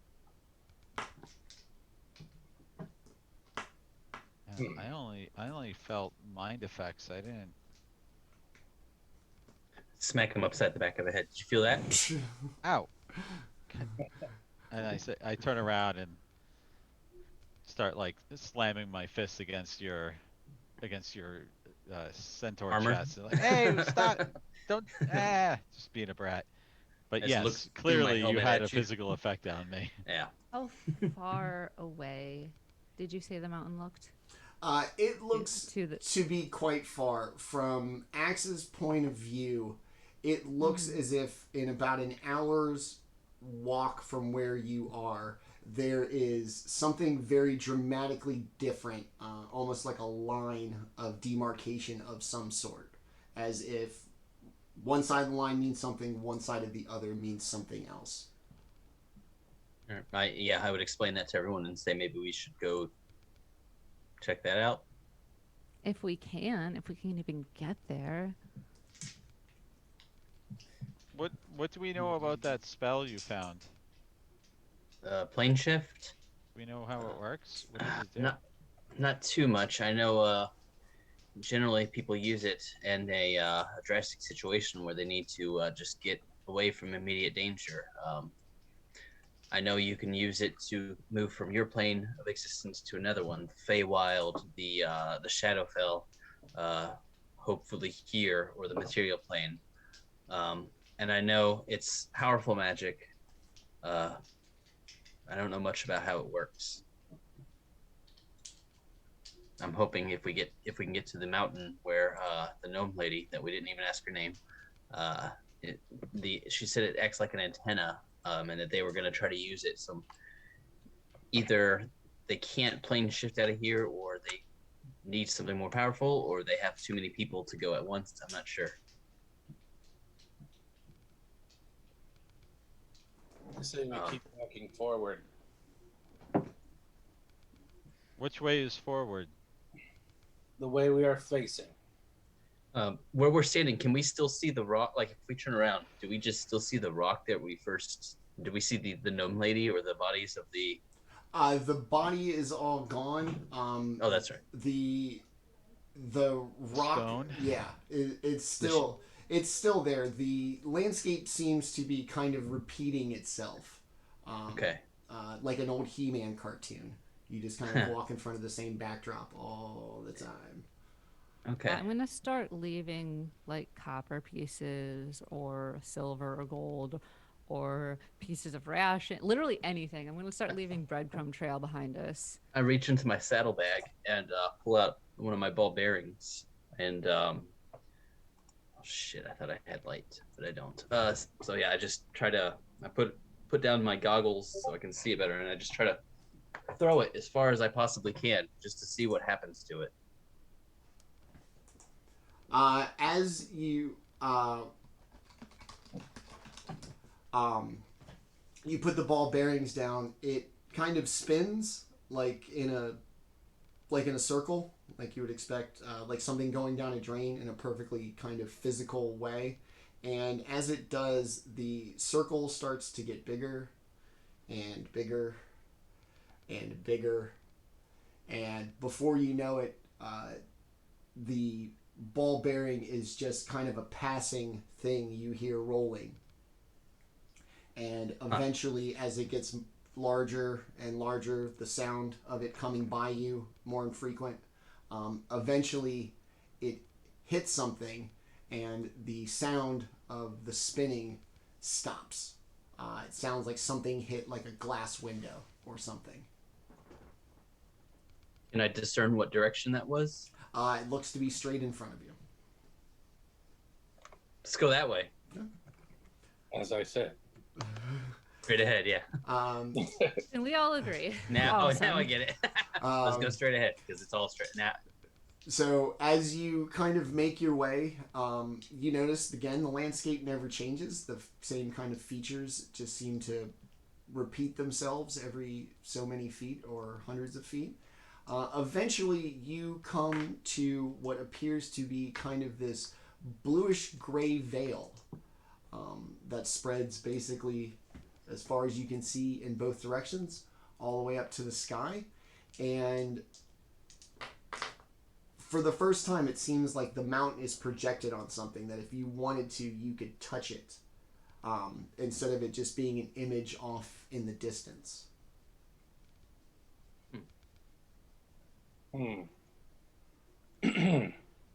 I'll lock up and I will touch it. Okay. As you do, it moves just like a sheet of fabric. And as you kind of push through it, as it kind of envelops your hand, you'll see your hand disappear until you pull it back out. You experience no pain or any kind of weird sensation. Just as you kind of breach the kind of threshold of where it hangs, your hand kind of comes and goes. We must all go through. We should all go through together in case there's some kind of weird time shit. So the landscape on our side of this veil, are there any rocks or like tree-like things? Anything? So I've got a grappling hook that I could attach it to and like tie around ourselves. You know, there's a small rock, probably the size of like maybe a trash can or something. Okay. And I'll put my grappling hook on it. I guess that doesn't make sense. Yeah, I'll swing the grappling hook and throw it through the veil. See what happens. As it goes through, you hear no sound, like you would expect of it being thrown through and eventually hitting the ground. You hear no sound, and it kind of stays, like physically, like the rope perfectly taut about, as high as you threw it, as if it didn't, fall because of gravity. Fall down, yeah. So that's weird. I yank on it. It comes right back, perfectly intact, no damage, no nothing. Okay. Really like this idea of. It's good enough to me. Yeah. Well, Right. Anything's better than this place. We should link arms. I'm climbing onto. I agree. I climb onto Axe's back. Yeah. And wrap my arms around his waist, his human waist. Okay. Okay. Yeah, Yeah, linking his arms waist. sounds good. All right. I'm gonna cast guidance on myself. And let's do it. Okay. A hand on Tanna's shoulder. All right. As you make your way through the veil, it feels like a regular piece of kind of linen. And as you kind of pierce through to the other side, this mountain that has seemed ever present in the distance suddenly is almost directly in front of you. And in the side of the mountain, you see this very clearly constructed, very ornate archway with a kind of menacing red ambient light coming from inside. Oh, that looks inviting, doesn't it? Looks cozy almost. I like the way you think. Let's go see if they'll invite us in. Still not home, but I guess the only way forward is forward. All right. Profound. And just before the party kind of steps through into the structure, this will be a perfect time for us to take our little mid-show break. It is 9:09 right now. We'll take probably a 5 to 10 minute break. Don't go anywhere, and then it won't matter how long we take. No more than 10. We'll be right back for our intrepid party, kind of seeing the answer to the age-old question for today: what the fuck is going on? So, like I said, 9:10. We'll be back in about 5 to 10 minutes. We will see everybody in a moment. Please stick around for the conclusion of Enemy of My Enemy, and we'll see you in a minute.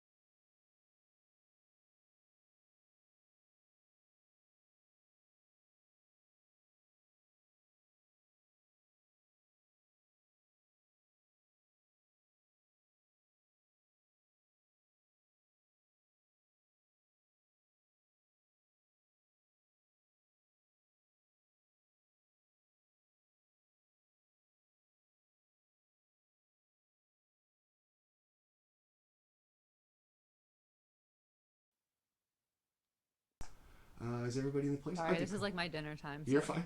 All right, we are back. The party. Let's get rid of the hellish landscape. Let's get rid of the vampiric Mindflayers. And then Nick, I do have an image. I'm going to send it to you, but I'm going to put it up in the overlay first. So everybody for the maps, Nick usually takes care of something and then throws it in the Discord just to keep everybody updated on mostly player positions. Just this is where combat gets kind of a thing.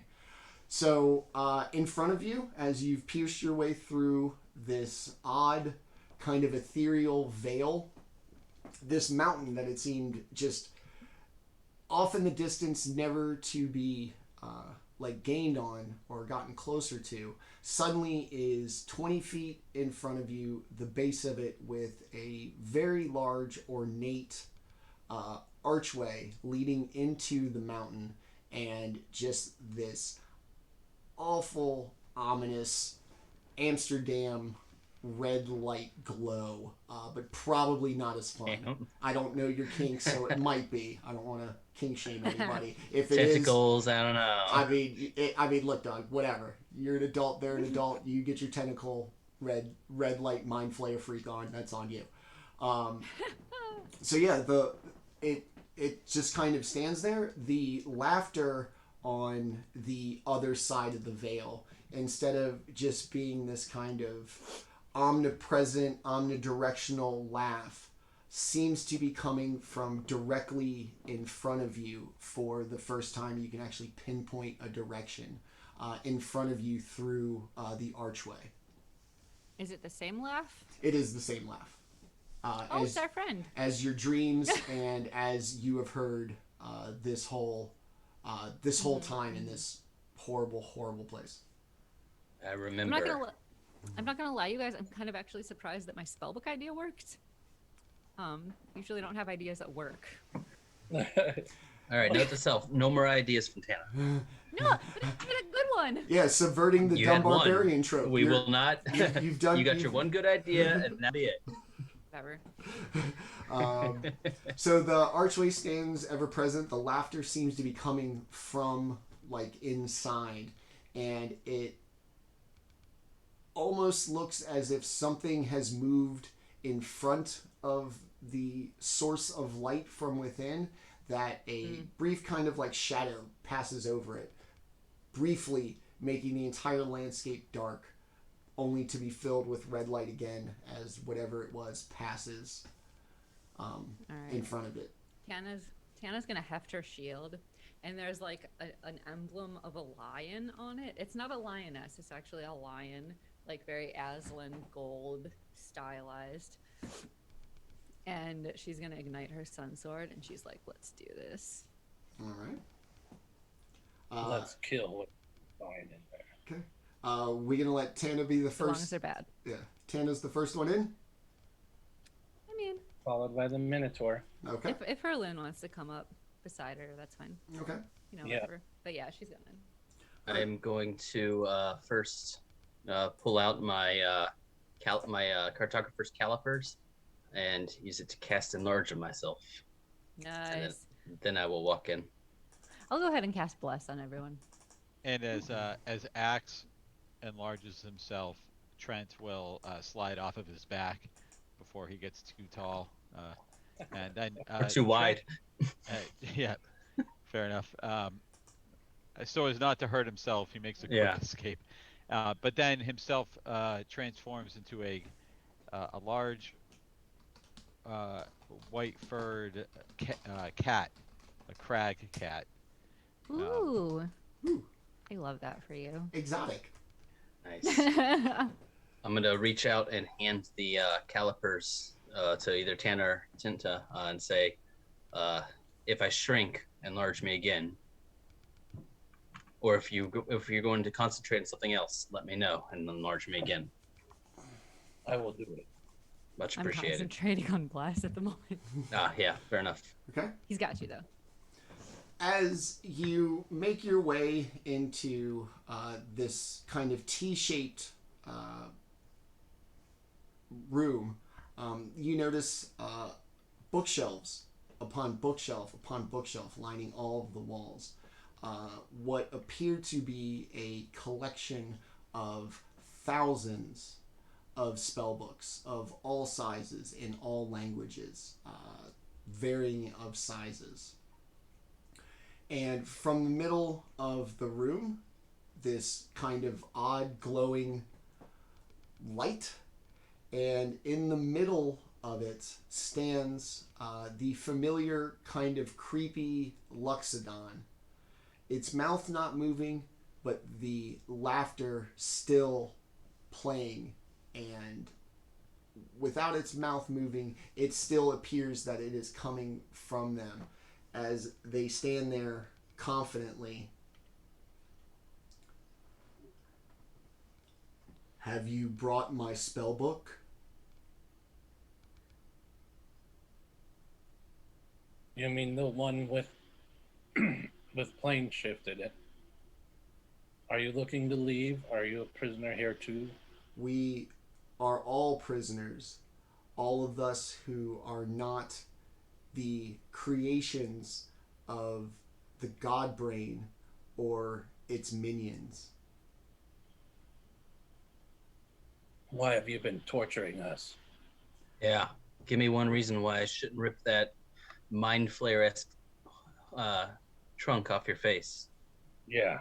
I have been calling you in the hopes that your horrific experience, which we have all suffered in our travels here, are enough to show common cause so that we may leave and return to our homes, for this place is not for us. You have one hell of a way of making allies. I seek not allies, more tools to achieve a goal. Your compassion or your friendship means nothing to me. I haunt dreams. I take that which people hold most dear. I take it away.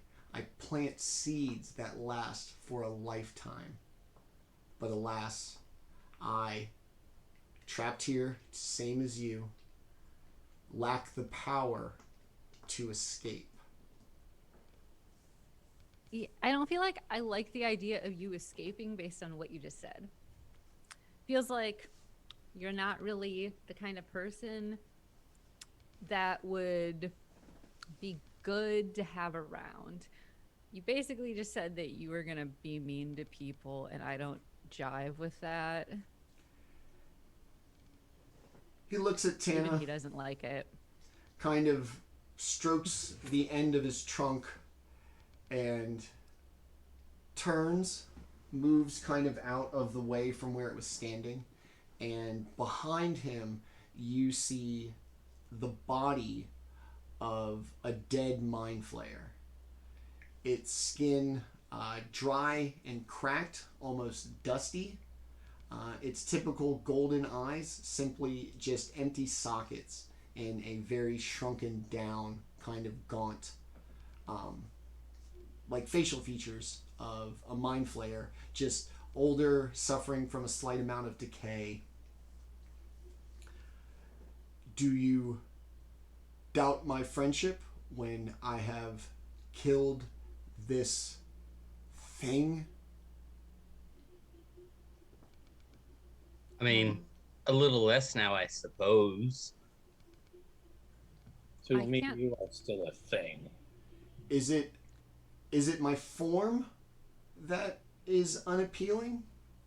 And very quickly, while the red glow remains, the Luxodon kind of folds in on itself, making it to be a kind of small figure. And as it kind of unfurls its arms and reveals itself, it appears to be a relatively attractive human woman. Is this form more appealing? Is it more deserving of your trust? I That's not it. can appear as you wish. You're not understanding. Yeah, if that lady also invaded my dreams and disgraced my brother the way you did, uh, she would have to pay for the same crimes that you're about to have to pay for now. It's it's not about what you did, it's about what you're planning on doing. You described yourself as not caring about people, as wanting to use us as tools. Is that how you feel about everyone? Only in a situation that prevents me from earning trust. I wish to remain here no longer than I have to, as I am sure you feel the same. The lasting Totally understandable. effects of this place cannot be good for any of us. I agree. We are in total agreement on that point. This place, no bueno. Don't like it here. I just feel like we just met. Want to make sure that your heart is in the right place and that we're not just like releasing some great evil on the world. I can't speak for my companions, but I, for one, am willing to stay here indefinitely rather than escape at any cost, if that cost is to cause countless other people harm in the form of bringing back someone who plans to hurt a lot of people. I don't know you. I can't trust you if I don't know you. That's it. I don't know how they feel about it. That's how I feel about it. Yeah, but this person hasn't given us a name yet, right? No. So Trent's just gonna be like, what is your name? My name is Zelob. I am a creature of all beings, and I can be whatever form is most pleasing to you. And in the So, can I ask a question? I don't mean to interrupt, but be quick. what's so funny? What's so funny about my darkest tragedies and my happiest memories? The laughter is a tool of emotional manipulation. It is intentionally designed to make you feel less than, to appeal to the vengeful parts of the mortal psyche that cause them to act and drive them to do and achieve. I have simply used the easiest tool to bring you here and to get us all out of here. So you're the entire reason we got dragged to this hellhole. I can reach out through the planes, and your spell books, your spell book, would prove a great interest to me, as it would allow me to leave this place. And as I was assured that you could make it here, your time here will be ever brief. Mine feels like an eternity. You say it's the easiest way, but you also could have just asked us. You could have been like, hi, Oh shit. I'm Zelob, and I would like to leave, and there's a spell in your book that we could use. Help me, please. Yeah. I might be young, but I learned pretty quickly not to trust anyone who attempts to build that trust on a lie. And I feel like you've lied to all of us by manipulating our presence here. I know maybe this place messed with your head a little, but did that not did that not occur to you? What do you want from us? I would like your help in casting plane shift so that we may all leave. Who's we all? Myself. Are there more? Are there other survivors? There are not.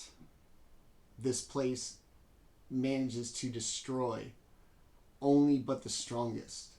And I see that our faith in you was not misplaced. And those creatures that we destroyed, the same ones that also messed with my mind, they will stay behind as well. It is simply the people in this room. And she gestures vaguely to the four of you, finally ending with a kind of innocent little of herself.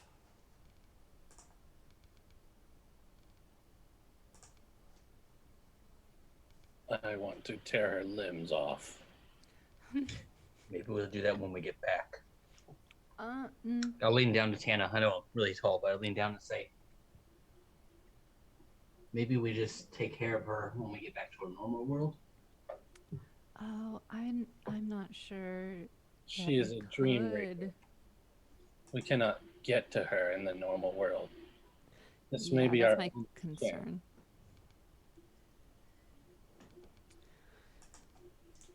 She grows very tired and agitated at the lack of cooperation, and the kind of glowing red light that fills the room suddenly takes a kind of substantiated form, a very bright, almost sentient red ooze filled with skulls.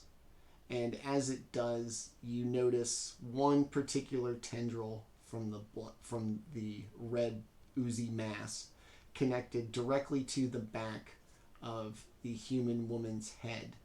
And as you pay attention, every time the kind of tether tugs, her mouth moves, and she speaks in unison at the beast. For I am the greatest achievement of the Illithid. I am the evolution of all that is to come. And everybody roll initiative, please. What the fuck? Yeah. Well, I wasn't really in a hurry. Take me back to that fucked up dream where I was getting eaten by wolves, please. Right? Yeah, that's a dirty 20. Tanna's like, holy shit. Fucking know Kill that. it! Kill it! I don't care what 15. I ain't fucking with that. Axe, what, 16? 15. 15?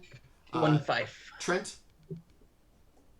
Yeah, he pisses himself and has an 8 for initiative. Okay. I'm glad you're not sitting on top of me anymore.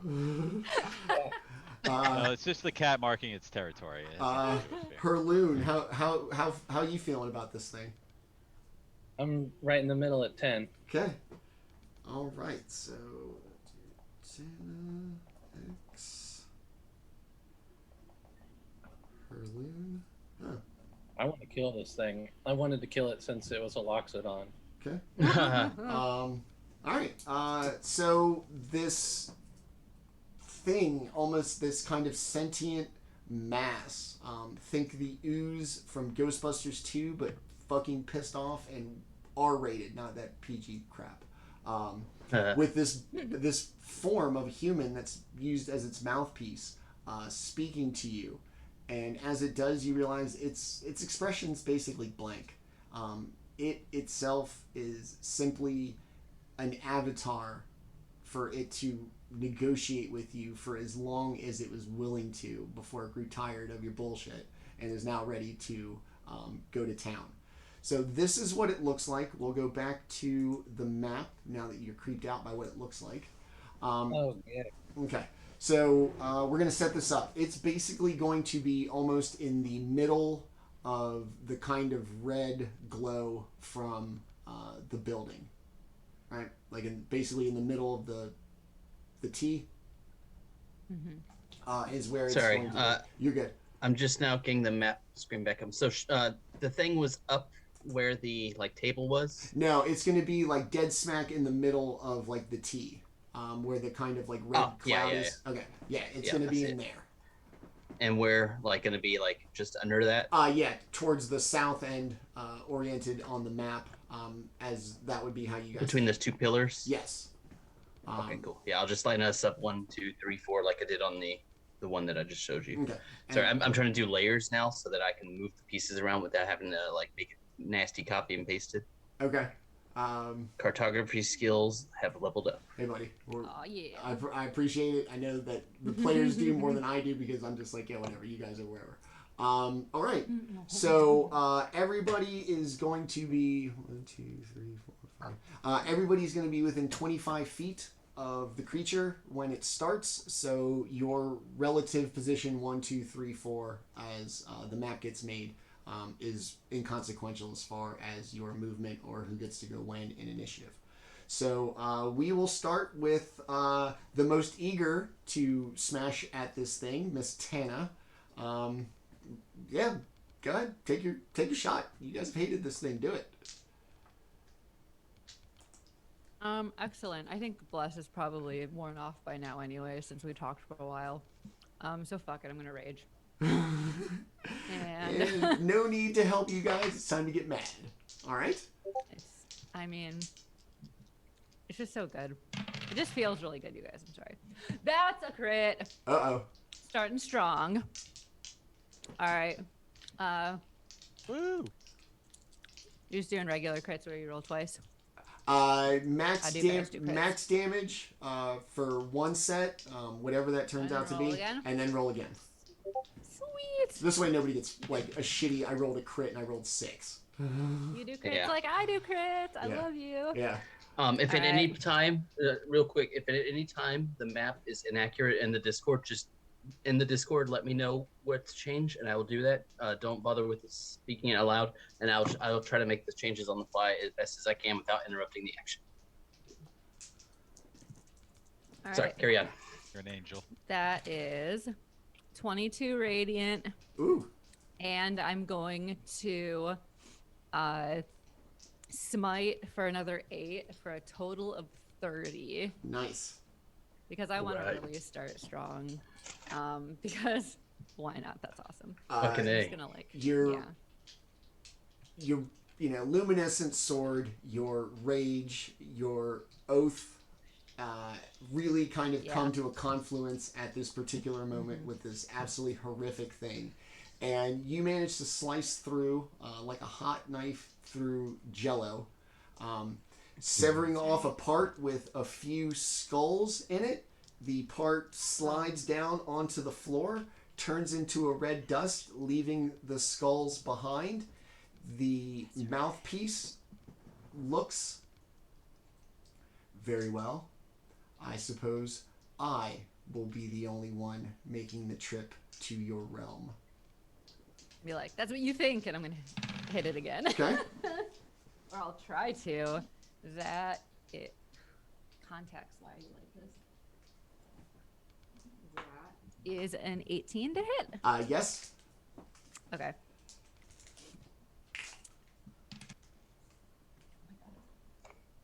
For a whole 8 radiant damage. Okay.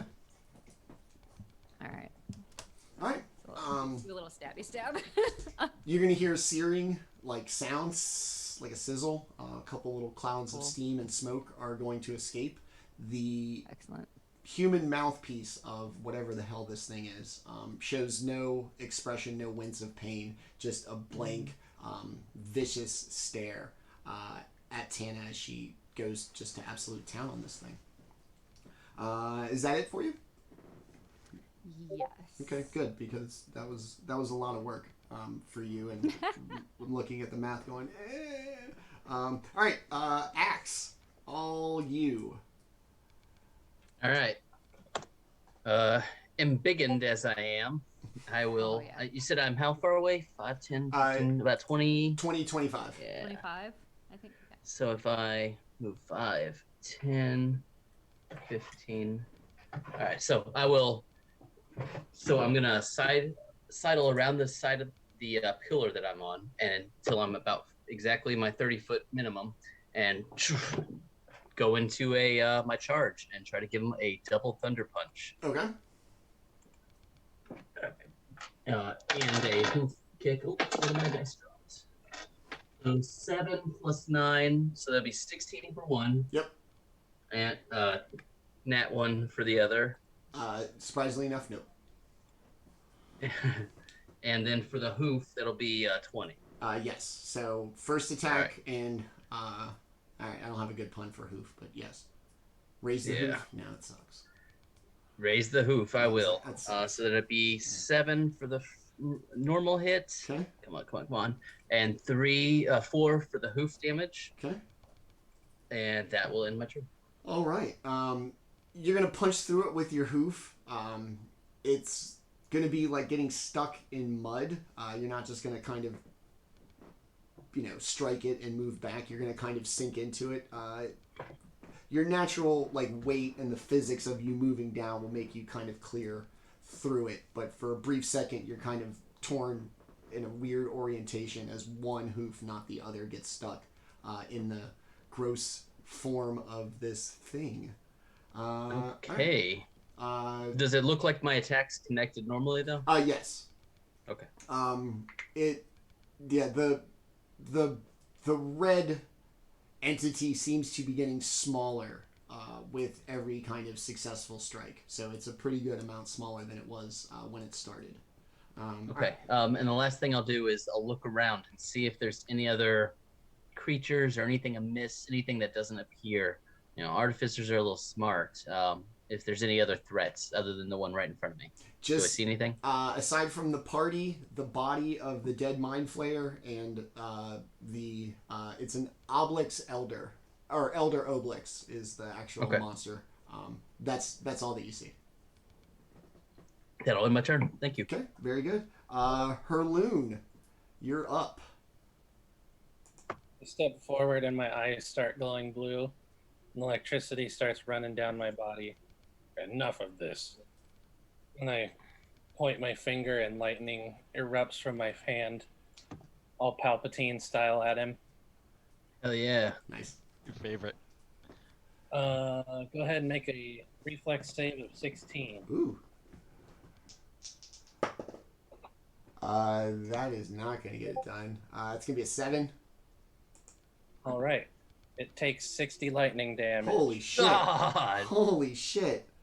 What? 60? 60? 60 lightning damage. Okay. All right. And then... Is this because I hit you with lightning on Tuesday? Or no, last week. Is this because I hit you with all that lightning last week? This does feel like pretty apropos to me. Right. Hold person and then lightning the shit out of you. Twice.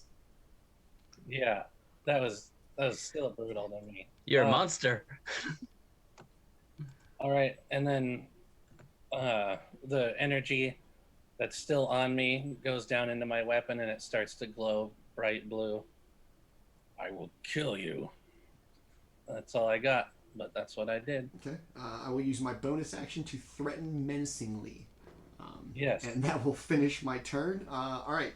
Trent. Okay, Trent is in his cat form, going to use Hidden Path and teleport directly 20 feet behind on the other side of the red blob. Okay. And then is going to pounce forward with a claw attack, closing the gap of those 20 feet straight at the blob, and make a claw attack, which is God damn it, 13 to hit. It does not. Okay. It's alright, we got this. Probably, I don't know. I've never fought Oblix. That looks good. That looks good for me. As a bonus action, that was a move, and that was an attack. So that's it for Trent. He meows and growls and swipes and wipes out, and now he's next to the monster.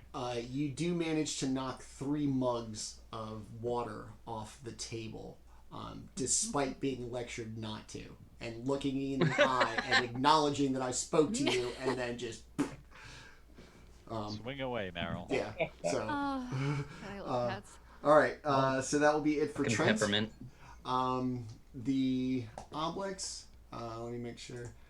If the all right.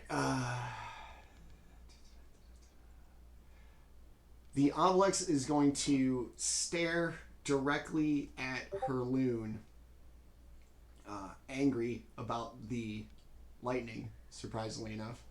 Yeah, how's that feel? And it's going to, like, stare, not through the mind. Its glowing red eyes are going to intensify. And I'm going to need you to make a intelligence saving throw, please. Is that everyone? No, just Hurloon. Oh, sorry. I am next to Tanna, right? I You Oh, are. So plus Oh, were you right up next to him? I thought that you were still back in the starting spot. Oh, you're right. Tanna ran forward. yeah. Yeah. you just have to be within 10 feet. Yeah. Okay, I got a 13. Okay. All right, hold on. Let me get the math right. All right, you got. Yeah, you're 20 feet away from her. You got a 13. Yep. As the gazing from the eyes intensifies, you still aware of which memories were real and which were kind of forced upon you in this dream. Suddenly, the good memories from which to know that the fake ones aren't real start to disappear as it begins to eat your memories. And you're going to take 44 psychic damage as it steals a pleasant memory from your lifetime. Oof. Good thing I'm gonna yell foul beast and force it to make a wisdom saving throw. Okay. DC 15 with my rebuke the violent.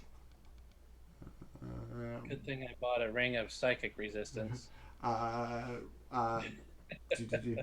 Wisdom save, you said? Wisdom save 15. Ooh, no, 13. It takes How does it feel to be unlucky? It takes radiant damage equal to the damage it just dealt. Oh shit. Okay, wait. Boom, baby. How much did I just dealt? 44. 22. Yeah, 22 because after the Because I have a ring of resistance. Yeah, nice. I brought armor of resistance. Oh, yeah. Screen dap. Fair. Yeah, we all came prepped for Okay. Mindflayers. I love it. Yeah. So I'm not gonna rule that it gets the damage mitigation. It's the ring does that. The damage it would have taken is offset by the ring. So if it takes the damage that it dealt out to Hurloon in what, radiant damage? Mm-hmm. Its outline is gonna start to glow, and the sizzling is gonna intensify. There's a horrible smell that fills the room, and as it does, the red form just slowly starts to kind of almost melt in on itself. The human body goes from a mouthpiece to simply a marionette, mouth hanging open, and as the red form, thank you, the red form melts away, the body slumps lifelessly to the floor, returns to the same kind of red material as the Oblex, and fades away. I don't like it. The room now empty. The spell book in Axe's, like in a saddlebag or something, Saddlebag. is going to make its way free. And as everybody looks and sees the spell book kind of animated, from the back of the room, the figure that was lying dead slowly begins to stand. Son of a bitch. And as it does, you realize that it is not any ordinary mind flayer, Oh shit. It is an Alhoon, a Lich Mind Flayer, thus why it appeared to be dead and decomposing. That's just how it looks. It's ugly. Oh, Jigsaw the You Mind Flayer. son of a bitch. So It's a what now? What's it called? it's an Alhoon. It's Okay. yeah. They're in. Sorry, just writing notes. It's fine. They are in. Mr. Alhoon. They're in Volos, page 172. Good old Volo. Yeah, right. Yeah. So it rises up, Volo, It- you bastard. catches the spell book. Of You course it does. you had your chance to escape, and now it looks like as if it will just be me. And we'll keep the same initiative order. Tanna, you used your reaction for that. My reaction. Okay, so Was my channel divinity. awesome. What So up, ghosts? as we go, we'll go in the same order of initiative. The Alhoon will replace the Oblex, which means we are back at the top of initiative. So Tanna standing in front of this thing now. I'm gonna recklessly attack it. Okay. As if there was any doubt. Extra Pretty reckless of you. Extra reckless. Extra Extra sloppy. reckless. Okay, 18 to hit. Yes. That will do it.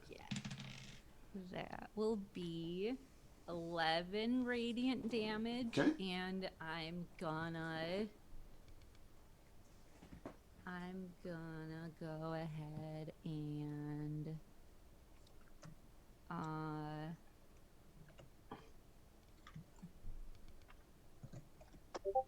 I'm gonna smite. All right. I'm like trying to decide. I'll use up my last first level spell slot to smite. Ooh, that's a really good one. Okay. That'll be an extra 13 radiant damage. Nice. All right. And then, oh yeah, I get a second attack. That is a 19 to hit. Yes.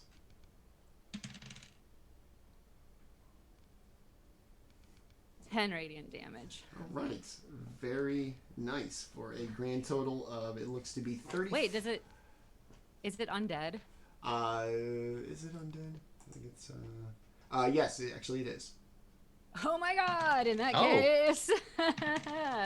It's gonna Fucking take paladins. another 7 radiant We damage. got paladin and a cleric. All right. Oh wait, and then from my smite, hold on, I'm sorry. No, you're good. That's not all. Yeah. But wait, But there's wait, more. there's more. Big And gloss. Billy another Mays here with an 4, Elithalich. Blink. and another 4 radiant damage. I'm so sorry. No, you're fine. You get excited. Yeah, I always picture the dude from You're Scary really Movie. excited. I'm just like, zap, zap, zap, zap, zap. But wait, there's more. And then, like Sean Wayne's like spits that huge glob of spit Because- out. Because my sun sword does extra radiant, and then the smite does extra radiant. Okay, We got I'm done. radiant on top of radiant. All right, very Then productive. they're all d8s. 45 points of damage to Damn. the Alhoon.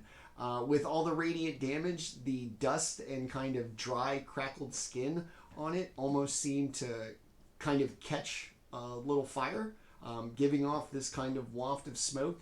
And if you thought the Obelix smelled bad, wait till this thing hits the room. Open a window. Don't turn on the fan. She's just right there raging the shit out of it. Recklessly, of course. All right. All right. Very nice start. Axe. God, I love Yeah. barbarians. So I know I've fought Mind Flayers before, but I've never fought undead Mind Flayers. Is this one wearing armor? No. Natural Fuck. natural armor. Well, fuck. Extra All crusty. right. Well, that I can't believe that wasn't the It's answer. hard. I can't believe that wasn't the answer you were looking for. it was not because Mind Flayers wear armor. Okay, so fuck it. I just double thunder him. I guess that's all I Alright. got. Thunder Gauntlet. 17 and 12, and my plus is 9, so Both of them. 20 yes. something and 26, 21. Yes. All right. Yeah. Kind of like. And because I forgot to do it on the last one, but I will not forget to do it on this one, that'll be 10 plus 1d4 because I am embiggened. So it'll be 13 for the first one. Okay.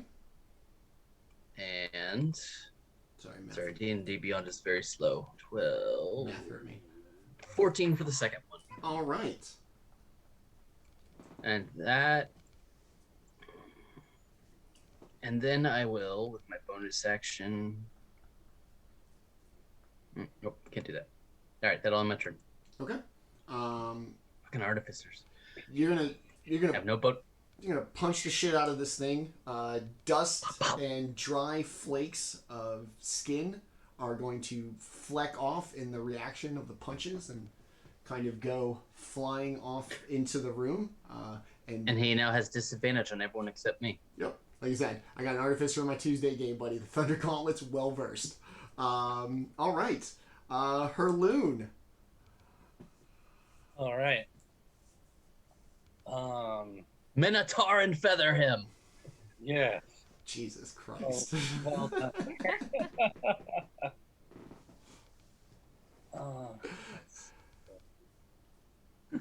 You got any more spell slots there, big guy? Huh? Anything else? Oh yeah. Oh shit, never mind, I was just kidding. You asked the cleric. Hope you're at a punch slot. Kind of like bounces around my head and my body, and I kind of breathe it in, and another zap. Go ahead and make a 16 dexterity save. Ugh.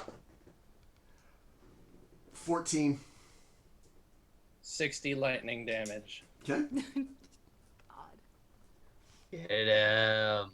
Take that, Manny. I mean, Mindflayer. I didn't even kill like your character. Freudian slip. I mean, Yeah. All right. So yeah, a big thing of lightning is going to come out. Just essentially char this thing. It's going to have like a kind of black charred visage. Parts of it literally smoldering. Other parts still glowing embers from the energy of your lightning bolt. all right. What else you got? And that's all I got. Okay. Oh, that's it. Pussy. Yeah, I know. All right. All right, Trent. Okay. Cat form. Ugly scratching post. Go, Craig Cat. Yeah, there really is a ugly scratching post with some like moving fishy smelling things going about. So the crag cat is gonna teleport 20 feet away from the illithid and then pounce at it with Okay. its claws. Amazing. And that is going to be a 17 to hit. Yes. Oh yeah.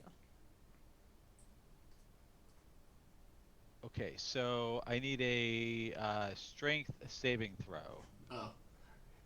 I got news for you. Mindflayer, more time in the library than the gym. That's going to be a 9. He Oh is my knocked God. prone and he takes 12 piercing damage. Okay.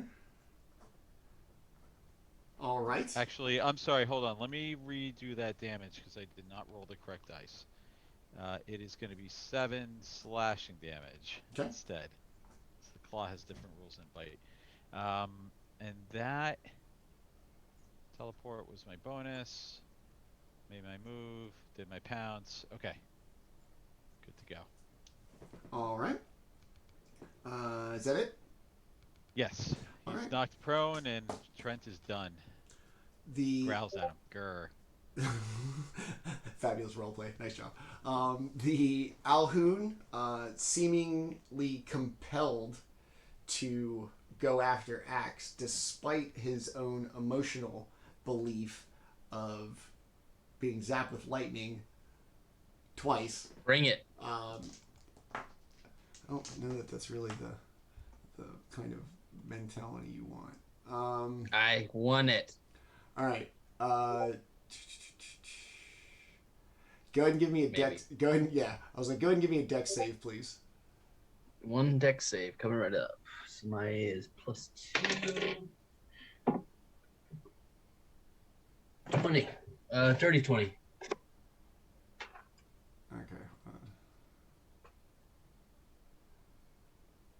I need more light because I can't see my dice when they get up under my computer. That's a problem. Yeah, one of my dice is like super dark. I've got like 6 sets of dice here. So I just pick up whichever one looks like a D20. One time I spent like 30 minutes of a session rolling a D12, wondering why I was rolling so low. God, 11. Fuck. Yeah. So Dice. the Alhoon is going to make the kind of familiar gestures you would see spellcasters make with their hands, except with their Zoidbergs. And why not undead Zoidberg, huh? And it's going to you're going to notice that the bottom part of you starts to turn to like this ashen dust, and just as it kind of Zoidbergs its way up, the spell is going to recede as you make your saving throw against Disintegrate. I was like, oh my god, 20 didn't fucking make it. Oh my god, we're so dead. So, good news. Only 6th level spell slot that it had. Done. Also, it only gets one thing to do, so that's it for its turn. Is it half damage or anything like that? No, it's nothing. Cause that's what took me so long. Because I was like, Save or suck, yeah. Yeah, It's basically dead or not dead. So, Hey. Yeah, that would have been a spicy meatball. Let's just say. So the Alhoon feels bad for itself because it was compelled to attack you and to no avail. Especially considering the cleric might have failed that and just been poofed into some Wile E. Coyote dust. All right, so that'll be it for. And I had advantage on that, and I'm too stupid to know what equipment I'm wearing. But it doesn't matter, I passed. Doesn't matter, you passed. All right, we are back up to the top to our raging barbarian. And, A raging paladin, you mean? our oath-driven. Also that. Our oath-driven anger management issue. Oath of rage. Yeah. Sorry, go on. Yeah. Yeah, doing the math. Not gonna lie, a little concerned. Go ahead. Redeeming myself by killing this thing. It makes sense, I promise. I'm gonna recklessly attack. 25, I think. Something Yes. like that. Yes. Yes. Let's see. I'm going to smite.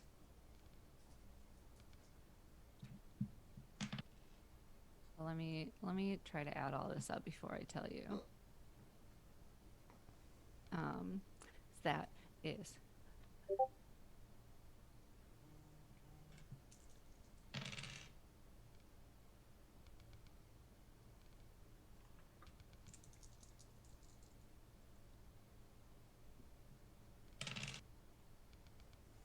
And the 31 radiant Woo. damage. All right. Okay. And then I'm gonna swing again. That's an 18 to hit. Yes. And that's actually really good. That will deal 22 radiant damage. Okay. So you're real angry. This thing has toyed with you. You felt like you missed a lot at the beginning that you want to enthusiastically make up for it now at the end. Go ahead and tell me how you dispatch of this creepy undead mind flayer. All right.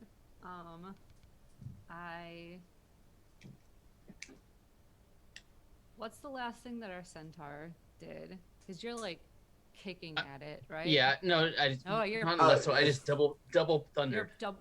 You're thunder punching it. Yeah, I just went bap bap. So as And I you're do it again. punching it from the front, she is taking her sword and swinging from the back. We're just double teaming the shit out of this guy, and she hits it, and then just hits and like presses, and as you punch, you just punch his body right through the sword. Oh, I Nice. love it. It's super Darth badass. Also, no blood, no internal organs split out. It almost sounds as if you try to run like a dry finger across like a metal rail, the kind of uneven bump bump bump squeak squeak squeak squeak, not like a smooth sound. As it makes its way, it goes limp and turns to dust, dropping the spell book on the floor. As the spellbook comes to a rest on the floor, what do you want to do? Tanna's gonna breathe heavy for a second. I'm gonna say, are we still in initiative, real quick, before I say anything? No. Okay. As I'll say it's been at least a minute because it was some outside plus 2 or 3 rounds, so I'll say my enlarge is run out. Okay. Still with lightning surging all over me, I'll walk up and grab the book. That was pretty freaking badass, by the way, dude. As you go to pick up you were gonna fry me. the spell book, No, thank you. like the others before it out in the kind of outside, this one seems too heavy to pick up. And despite your best efforts, you can't even get I guess you have fingers, yeah? Yeah. Okay. Big fingers underneath it to even pick it up off the floor. And as you continue to try to pick it up, the spellbook begins to move ever so slightly towards the door that you just came in. Spellbook just goes hell no. sliding. Oh, hell no.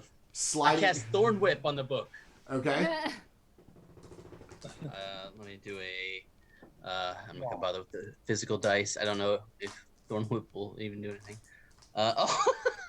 And in case nobody believes me, nat 20 on the Thorn Whip. Nice. Oh, nice. Amazing. For 29. To be able to see it, right? Okay.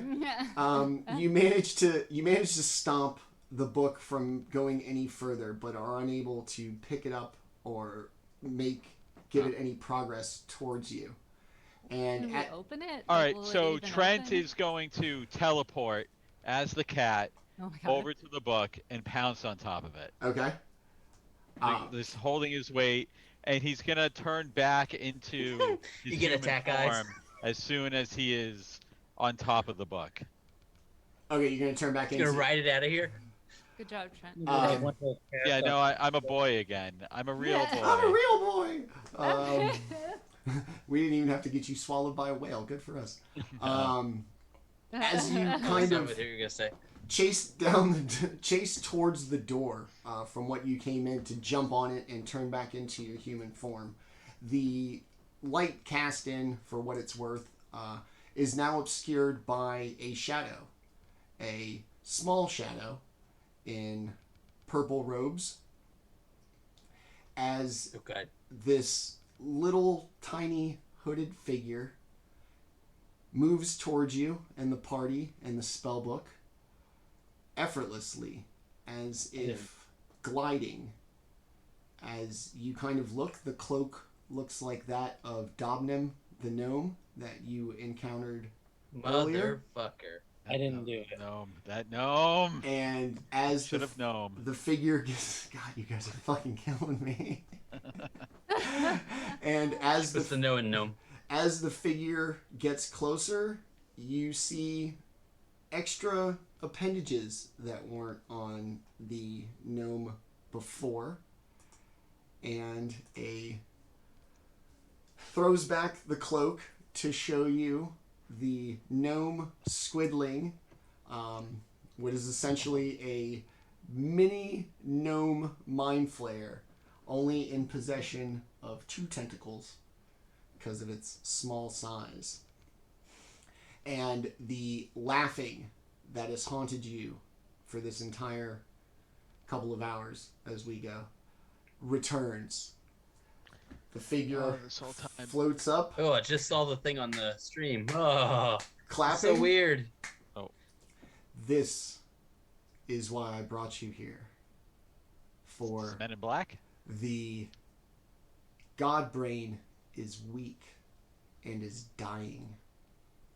We can rule this domain. All you need is to allow me to help you. And she's going to reach up one of her giant face tentacles, turn it upward, and on the end of the tentacle is going to appear to be the same little bug that she had under her eye earlier. No, thank you. I don't want it. You can I don't want stay that. and rule, or you can stay and die. It makes no difference to me, but choose. I choose death. Yeah. I too will choose death, but before I do, what I do is we're gonna go back to where we were in initiative order. Tanna, of course, is gonna have slapped the shit out of it, out of the dead Mindflayer, and now this gnome squidling will have replaced it in initiative at the bottom, and it is now Axe's turn. how far away? So Replace it on the map too, or yeah. It's gonna be kind of So towards the. it's back where we were standing from the get-go. Uh, You said back towards the door. Yeah, if Hurloon's in the same place, like 3-4 squares to the west of him. All right. Yep. So, in 7 seconds, you guys will have the updated map, and then I will get back and God, Men in Black. That was a good reference. That All was right. good. So yeah, I am going to fucking do my charge, and I'll shout out to Tenta and begging me. But before he does, since it's on my turn, I will give him 2 thunder punts. Oh shit! I think that's not going to connect. Did you say- 9. you said Thunder Punch, not Thunder Cunt, right? I did say Thunder thunder Cunt, too. punt with a P, but Okay. even though I'm not going to kick him. That's how so, that's how Mike- that's how ACDC talks to their fans. Your microphone is perfectly imperfect. So one's an 18 and one's a 28. Yes. Nice. I'm not in big so it's regular damage. That's minimum damage. So 6 for the first one. Ooh, max damage for the second one. 13 for the second one, and for the hoofs, 3. Okay. And then I will. Let me see what I've got. Oh shit! No, I don't have that. Okay, that'll end my turn. All right. Despite your pretty significant blows to the tiny little gnome Mindflayer, it continues that deep taunting laugh that has been ever present since you were still in the prime material plane. All right. Hurloon, your turn. All right. Still crackling with energy. Take a big deep breath in. Shoot it at the little gnome there. No longer do I get an instant murder this time. though.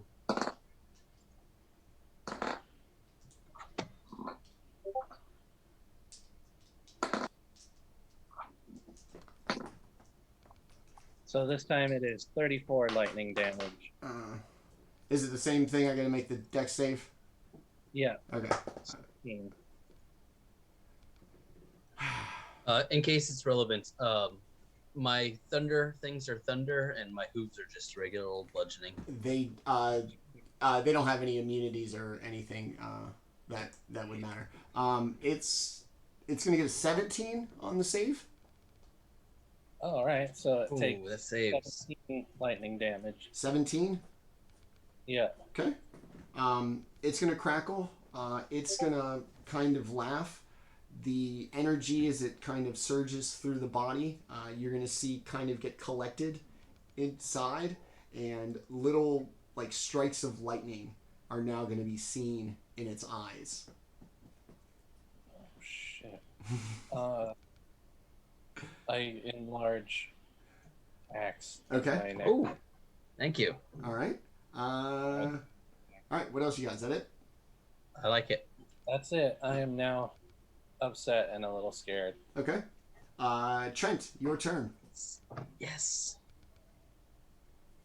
Right. Well, no longer in cat form. Oh, Am I still on top of the book, or has it been swept out from? No, underneath me? it's you're still on top of it.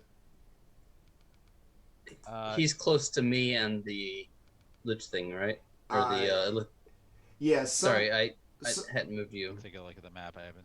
Somewhere probably between Tanna and you. Okay. Thank you. Is anyone here trying to cast plane shift anytime soon, or should I hold on to this thing? Not right now. I don't know how. All right, so Trent is going to position himself so that he is standing on top of the book, putting all of his mighty 90 pounds on top of it. And he is going to Mighty 9. cast. Let's see. Yes, yeah, the Fighting 99. He is going to.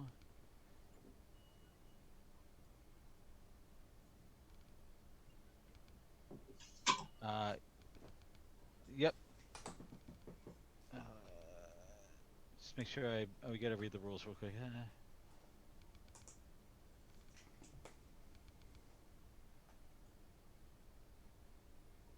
Who is next to the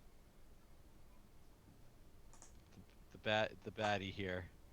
Meh. Axe. Axe is going to be like right up in melee, and Hurloon is off to the side blasting the lightning. Tanna's probably going to be in melee very soon. All right, I'm sorry, Axe, but I'm feeling desperate. I can take it. I'm going to cast lightning.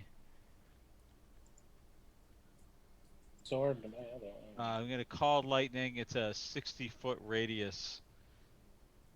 Do what you gotta do. I can take it. A bolt of lightning flashes down from a cloud that You can aim it. appears in this chamber, and each creature within 5 feet of that point must make a dexterity saving throw. So I'm going to target the nasty tentacle boy in front of Axe. Okay. What's your dex save? Oh, I make it. I do not. 17 exactly. 7.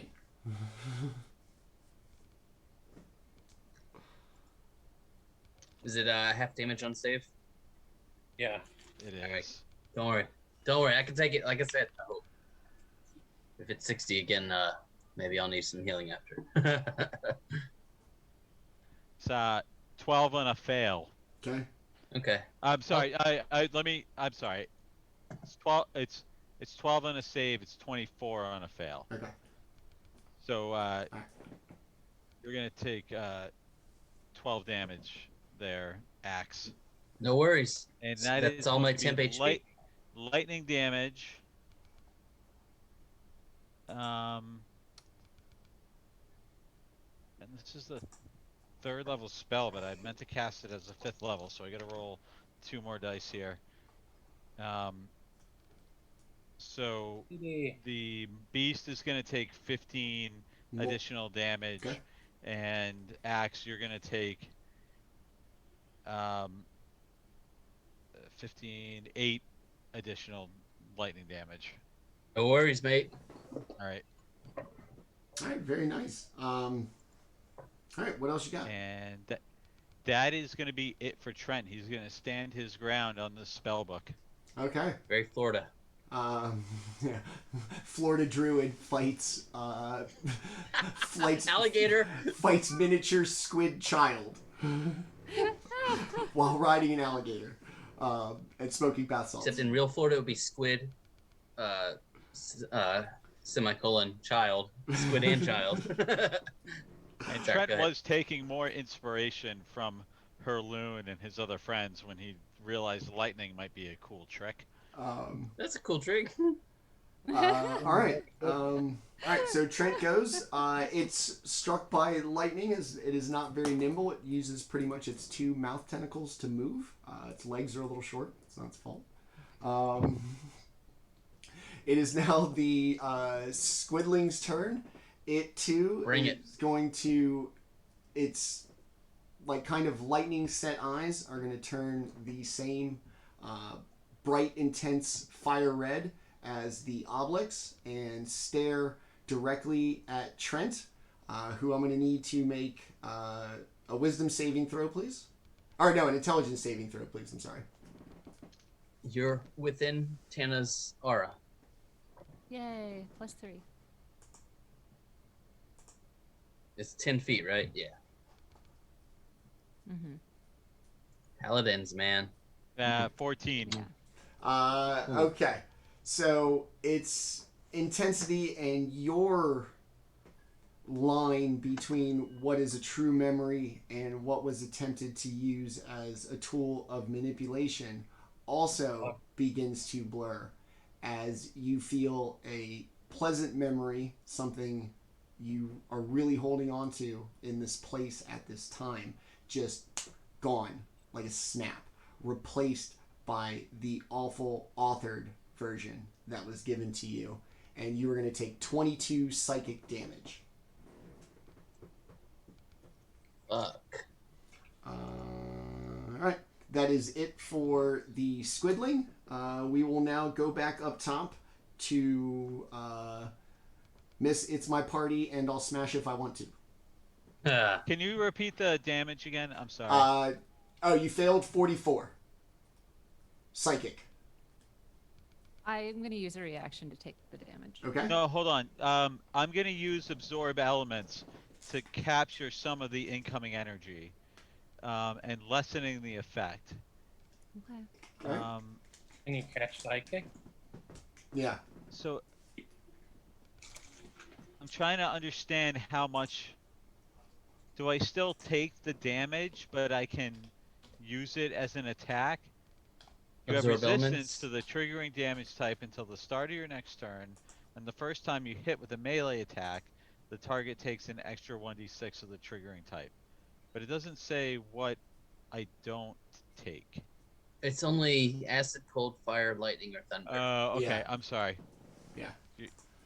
You're right. Damn. I wish they had absorb, force, psychic, thunder kind of. Damn. So, Yeah. Tanner, Absorb. what was your... Were you willing to take some of that? Hey, Yeah. remember how I'm good? Remember when? yeah. I'm just gonna, cause you're within 10 feet of me. Yeah, it should be. Yeah. I'm Just at the very edge of it, yes. yeah. I'm just gonna jump in the way. It's Aura of the Guardian. Okay. Yeah. As a reaction, I'm gonna take the damage.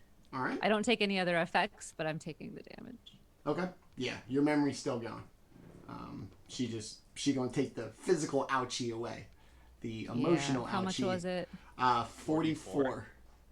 44. Okay. Alright. All right. In her. Okay, so that's your reaction for. And I can't reduce it, but I wouldn't be able to anyway Okay. because it's psychic. So that's your reaction, and now it is your turn as it is at the top of initiative. All right. Yup. I'm going to grit my teeth and be like, that wasn't very nice. And I'm going to attack recklessly. Do it. That is a 22. Yes, that's gonna get it done. You're a beast. Yeah. Cool. Okay. You're now between Hurloon and the enemy. Why do I have such a terrible... It's like a +7, which is like the worst number to add. The math is all 7. weird. I hate it. It's the worst. Okay, 13 radiant damage. And then I'm gonna attack again. 21 to hit.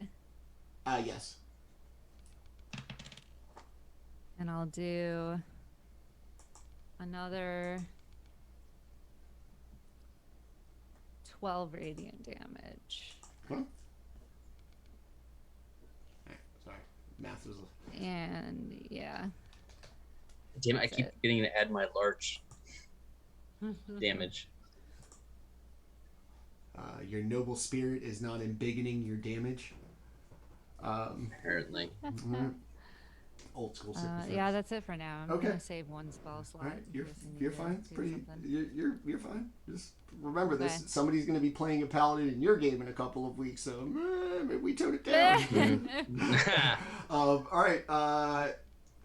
She didn't come to play here, you guys. She's not having a good time. She is straight up not having a good time. Not having a good time, yep. All right, Axe. All right, I am going to reach into my bag and pull out one of my infusions. Okay. My wand of magic missiles. Oh, nice. Now, I'm gonna hit him with a low, just a level 1 for now. Okay. So what level 1 magic missile? The 4D, What? 3D4s. 5, 10, 14 damage. Very Force nice. damage. All right. Just to see if magic missiles do anything to it. Yeah. Wait. And then with my bonus, oh, no. That'll end my turn because I don't have any bonus actions. Okay. Yeah, it's gonna take. Yeah, the full The damage. thing still isn't wearing armor, right? Yeah, no. Okay. That'll do it. Nope. I just wanted to see if it had, honestly, I just wanted to see if it had shield. Okay. Because one time I fought a type of Mind Flayer that had shield, and I would just want to see if this one was one of them. So that'll end my turn. Because that is. Oh, it does. It does. It's just way up on the spell list. I'm not looking at first level spells because I'm not gonna worry about those. Daddy got big. Daddy got big spell slots. All right. Oh God, we're Axe, so screwed. that will be all you. Hurloon. Clock is ticking, y'all. Relatively, not like a real clock, but clock's ticking towards my turn, and as it's getting towards the end, Daddy gonna pull out the big ones. Oh God. All right. Well, that's some shit to know, isn't it? It's called foreshadowing. That's what writers do. Foreshadowing. Those Bad bastards. shit's coming. That's how I foreshadow. No beating around the bush here. Yeah, it's not Here, subtle. back and go beat up some writers. It is not subtle. No. Okay. What's subtlety? Don't know her. Quoting So- Shakespeare, is that what's happening? I lift Nerds. my foot up and stomp down, and electric energy bounces along the floor and then explodes up underneath. The squid Okay. needs to make a 16 con save. Ooh, nat 20. Finally. Something. Ah, Balls. Yeah. Balls. Finally. All right. Well, still gonna take something. So that's.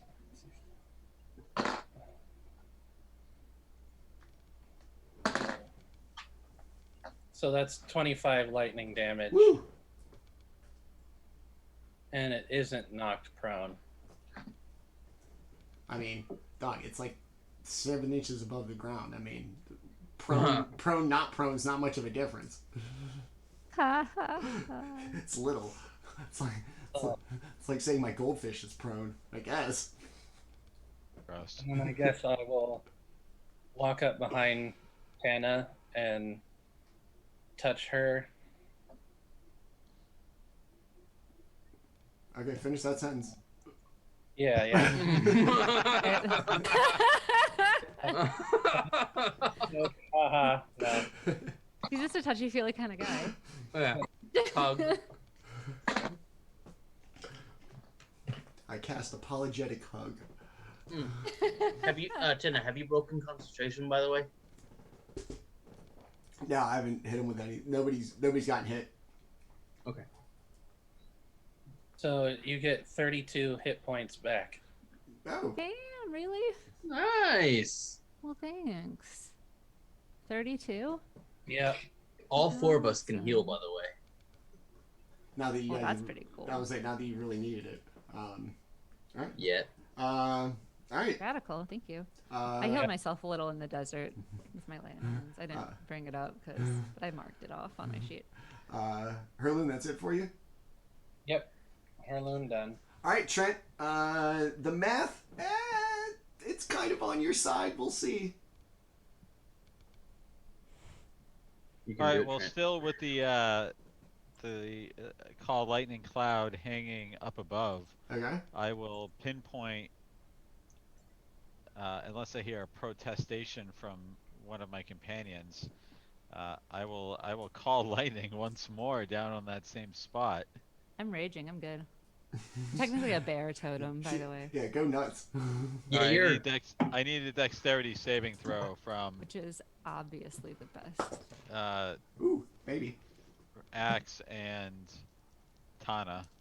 I'm gonna get the monster's gonna gonna get a 15. That's Axe, gonna you get fail. +3. I'm gonna get the same. I got like a 19 plus 100 or whatever. I get. Oh, but I'm next. I'm next to. Yeah, you get a +3 from me. Oh. You're welcome. Peace. So I got 18. Peace and love. Oh man. I was like, just tell me what the damage is.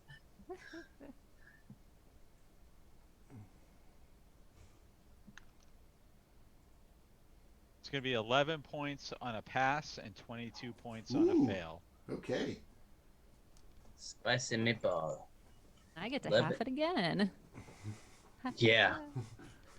How do I do a We get it. You're a barbarian. We get it. You rage. How do I do a six? How do I do a 6 hit? What's a 6 hit point? And Trent is going to pick up the book, and he is gonna teleport with the book as far away as he can get. You you are unable to pick up the book. Its weight just too It's still too heavy. much. Yeah. Damn Okay, it. but I have my hands on the book, and then I still attempt to teleport the book with me. Let me get you the distance. It's not attached to the 60 ground. feet away. So I'm I know, gonna move sliding. toward the back of the. I'm gonna try to move with the book toward the back of the room behind one of these structures. They look like double wide pillars or something. Okay. And does the book come To with the me? left, right, or up on the map? To the middle right of the map, near the staircase, but behind whatever that structure is. Okay. Yep. Does the book come with me?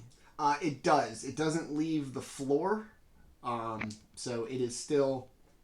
You are unable to open it or pick it up, but you can slide it through the use of a spell, not necessarily like physical. Okay.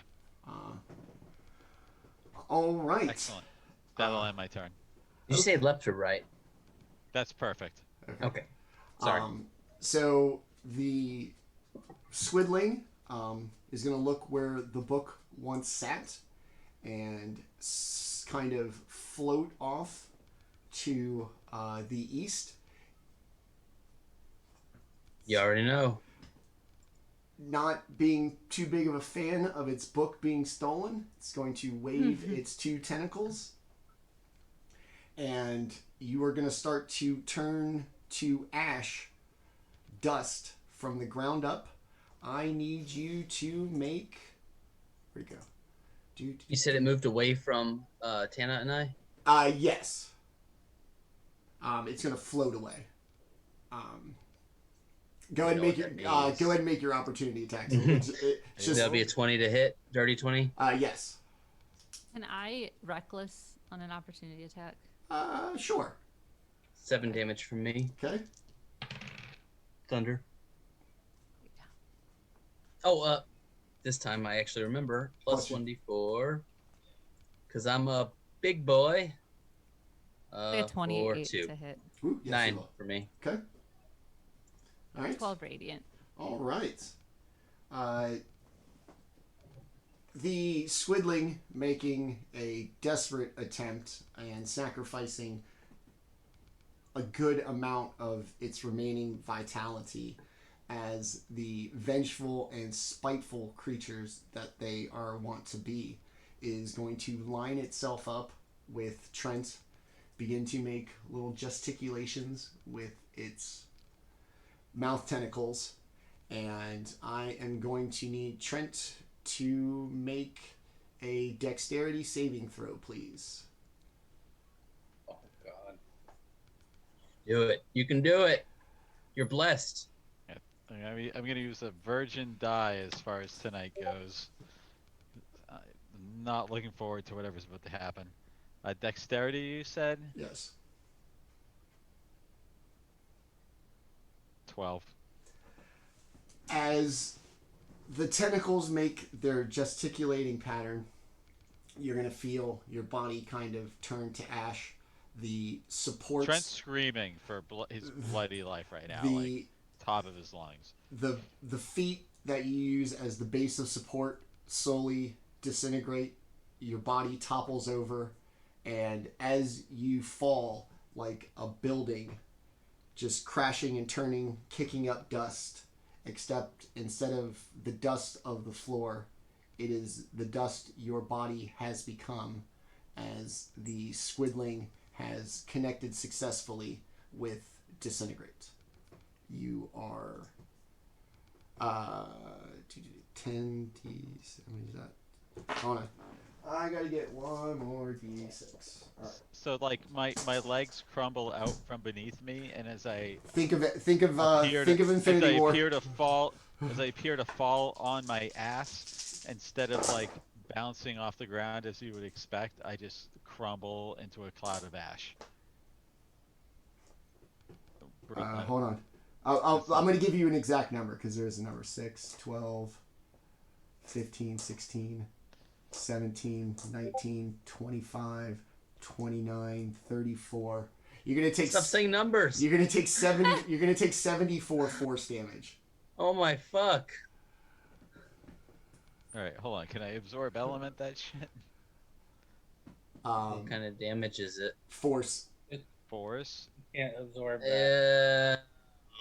Acid, cold, fire, lightning, thunder. Yeah, it's elemental only. Force isn't an element? Alright, you said 70... 74.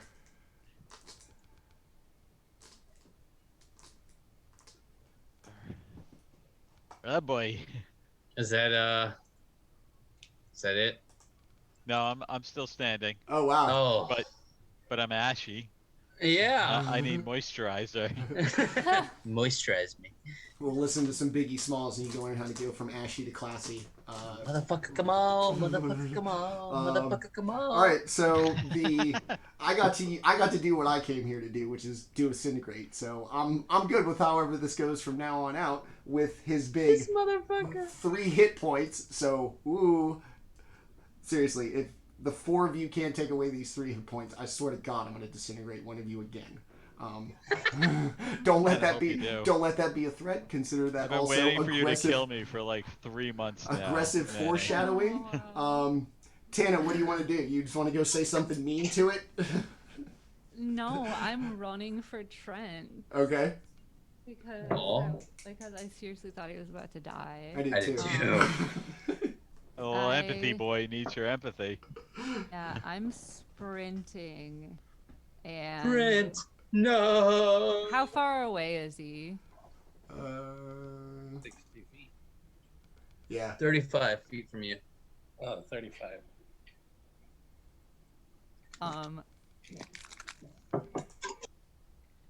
How strict are we on movement? Because I have my speed's 30.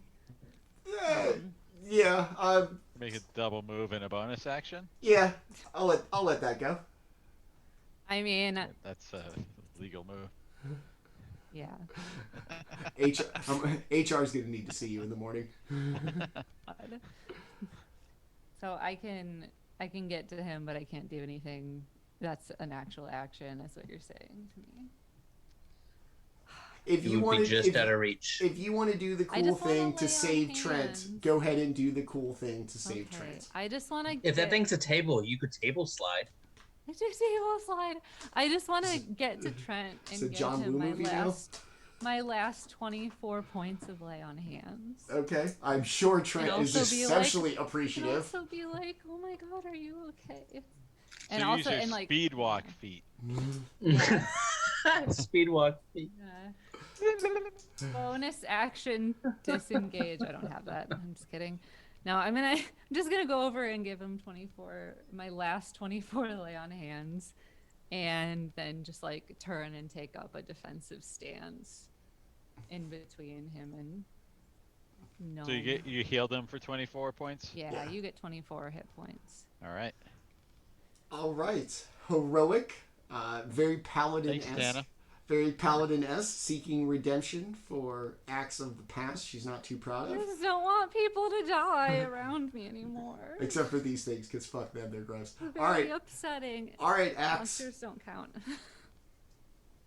All right, let me figure out exactly what I want to do to it, because you won't like me when I'm angry and all that goodness. No, I really didn't take that many actually offensive spells. I do rope trick now.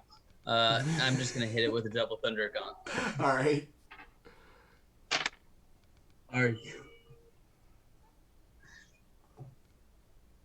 1 in 400 odds. Both dice that I rolled at the same time are both nat 1. Oh, Snake eyes on 2d20s. Okay. Yeah, Oh my god. I literally picked them both up and dropped them so that they would like bounce off each other, and both of them landed on ones. Take a photo of that. shit. Yeah. Wow. Isn't there a The dice? dice Is just it, gave you the middle finger. isn't there a Yeah. dice shaming like subreddit somewhere? Like you put like a There little needs to index be. card with like what the roll was, and then you show I don't know the which dice. one was a normal one and which one was a I only rolled ones one, but either way, I thunder nothing. I'm barely the sound of a slammed door, much less I've got to have a thunder. bonus action. Well, I've got 40 foot of movement, but I didn't take it before. Yeah, I will just scared for my life. I will. No, fuck. I'll stand and face my fate, and that'll end my turn. Okay. Y'all just want me to disintegrate somebody. All right, Hurloon. Look, man. I really didn't want You you. guys are halfway through. Tanna gets a pass because she's compassionate, so she gonna save Trent. Axe, I don't know what the fuck his problem is. I have no excuse. Yeah, no. My man had 400 to Yeah, 1 I odds to not do that, so we'll It just is not- let the yeah. universe go with that one. Motherfucker. all right. Well, Hurloon will go ahead and electricity will run up the top of his horns and Jacob's ladder back down, and he'll charge and run forward at it. Got a 21 to hit. Yes. All right. Nice. 10 damage plus another 7 lightning, and it goes flying 10 feet into the air. Go ahead and tell me how you dispatch of this little, mini-me mind flayer from hell that almost, like, completely turned Trent into the last 10 minutes of Infinity War. I was thinking a little bit like Sarah Connor, like, Oh, on the fence? yeah, Yeah. icky. I want it to be a lot more Saturn happen in slow motion. Yeah, that's true. All right, I run, and the horns go right through the tentacle face, and then I throw her up into the air, and she dislodges from the horns, and in the air starts to tumble and is electrified. in And falls. Trent's like lightning cloud. Yeah. Onto the ground. So there's almost like a nearly anticlimactic thud as the corpse falls to the ground. I don't know that a thud's a big thing. It probably doesn't weigh very much. A little bit of a thunk. Yeah, Little they're thud. just- It's yeah, like, like Like a a little, like a bag of baby I'm carrots. saying dropping like a when a Coke bottle. hamster when a hamster falls off of the countertop. Thunk.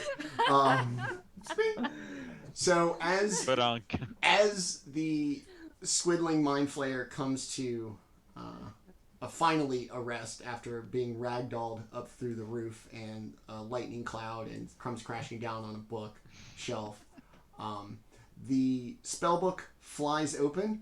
The pages rattle very quickly, falls open, and within an instant, the library and the entire enclosure is gone. You are back at the Mind and Body Inn. Unsure in our beds. if you have ever left from your beds. Oh. You wake up, you kind of take stock, unaware of what was real and what was a dream. Tanna and Axe, after a few moments and mental checks, you are very clearly able to discern real from not real, what was a dream implanted, what was your physical experience in the domain of dread, and what life is now and will be going forward. Trent and Hurloon, your reorientation takes slightly longer. The clear lines between truth, dream, and actual experience are a little blurred.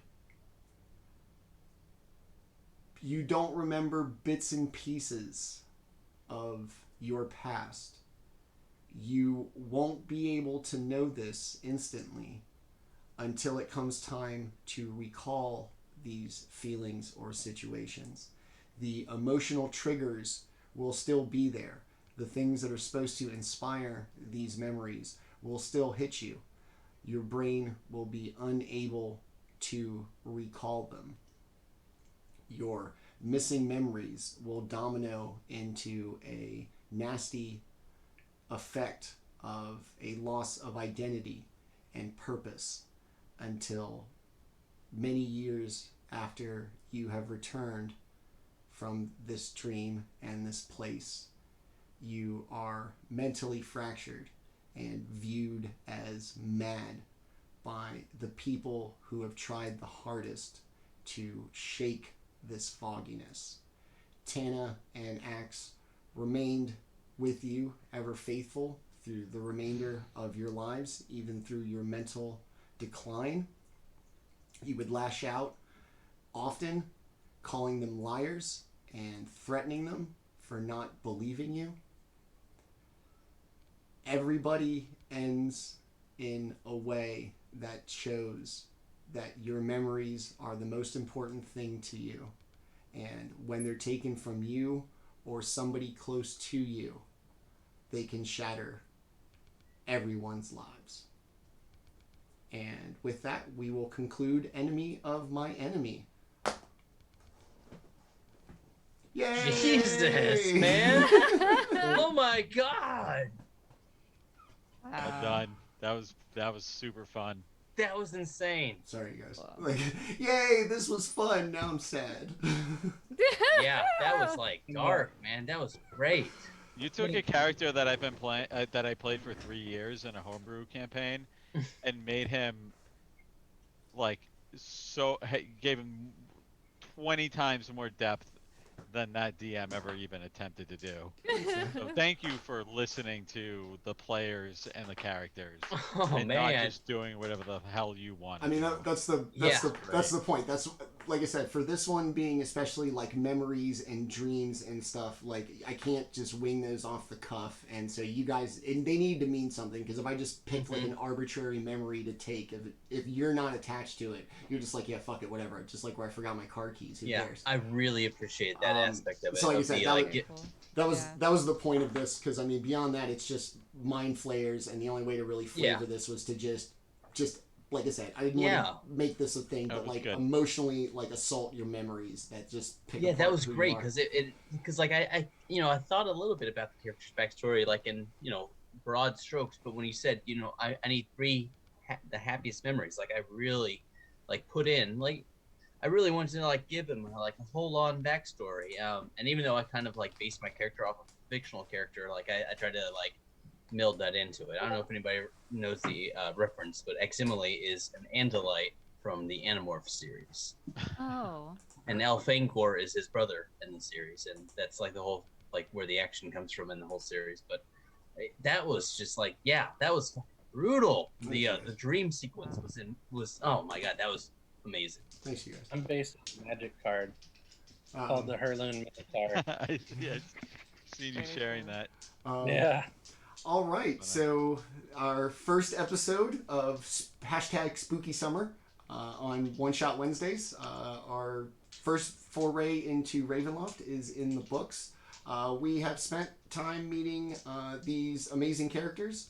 I want to spend time to acknowledge and shout out the people who were not only A, great sports through all this, but B, just one of the most like alive and very engaging sessions that we've done on this show. So bravo to you guys. Thank you so much. Homebrews are really kind of, either super imposter syndrome on the good days, or you just feel like an absolute failure and everybody's going to be miserable and you're going to suck and your Twitch channel is going to fold and everybody's going to hate you. So I'm glad it was somewhere in between those two things. So before we get out of here, let's meet the fantastic people behind these great characters who really fleshed out this story that wasn't just me fucking with their memories. Let us start with Trent, our youngest participant today. Tim, Young at heart. Tim, good. You all right? Good time. Yeah, no, this is good. So, Manny, thank you Thanks, buddy. for hosting yet another game. I am hosting 2 games myself. Nick is And confirm. participating in one of those and could probably confirm I'm not a terrible DM. Always great. So this is especially over the last 16 months where we've all been trying to find new ways to connect with people.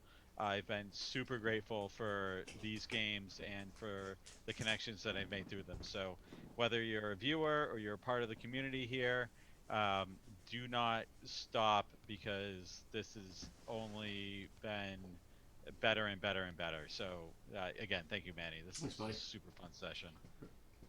Really appreciate it, man. Like I said, I love that you guys keep coming through and keep being enthusiastic about wanting to play and just kind of going with the flow for whatever the hell my ADD creative mind comes up with. So as always, man, thanks for coming out. Let us go across the way to our map maker on the fly. Nick, you have fun, buddy? Good times? I had a ton of fun. Okay. I really love your sessions. I try to make them every week, but I've got several other one-shot servers that I'm on, so I have to kind of split attention. But you definitely get some of the most precedent because just I'm kind of a little bit of a like crunchy numbers, let's do some combat kind of guy at heart. But I really do love getting into the mood, into the mise en scène or whatever of it, and you do such a great job of setting that creepy tone, or in the Tartarus game, that like epic tone. I really appreciate that stuff, and I'm really glad that I was able to be in your first of these Domains of Dread one shots. Like Tim said, like over the last pandemic. It's been hard to make connections with people. I've been isolated as hell. I could not risk COVID, so I was especially isolated, even more so than most people probably have to have been.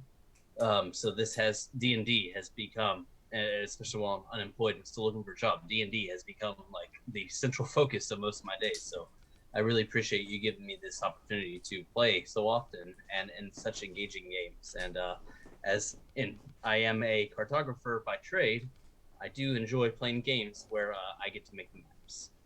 And we're going to talk about future relationships with that as it comes up, because maybe two of us have written supplements that could use a map maker. Just saying, you never know. I've been training for this my whole life. That's right.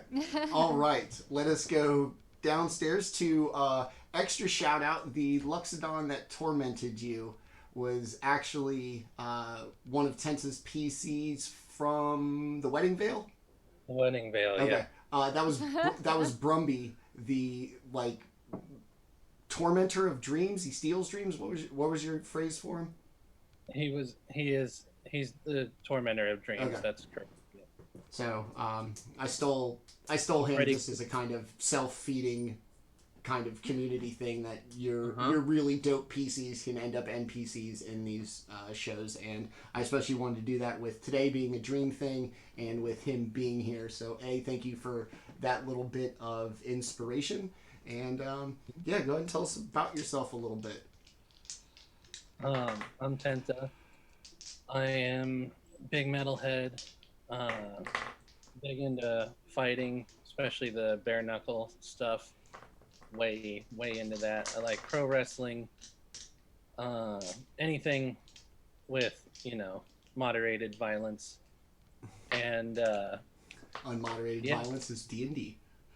yeah. I like tabletop games. I like Shadowrun, D&D, Gamma World, all kinds of fun things like that. And it's been great having Manny as a DM. I lost my DM to suicide,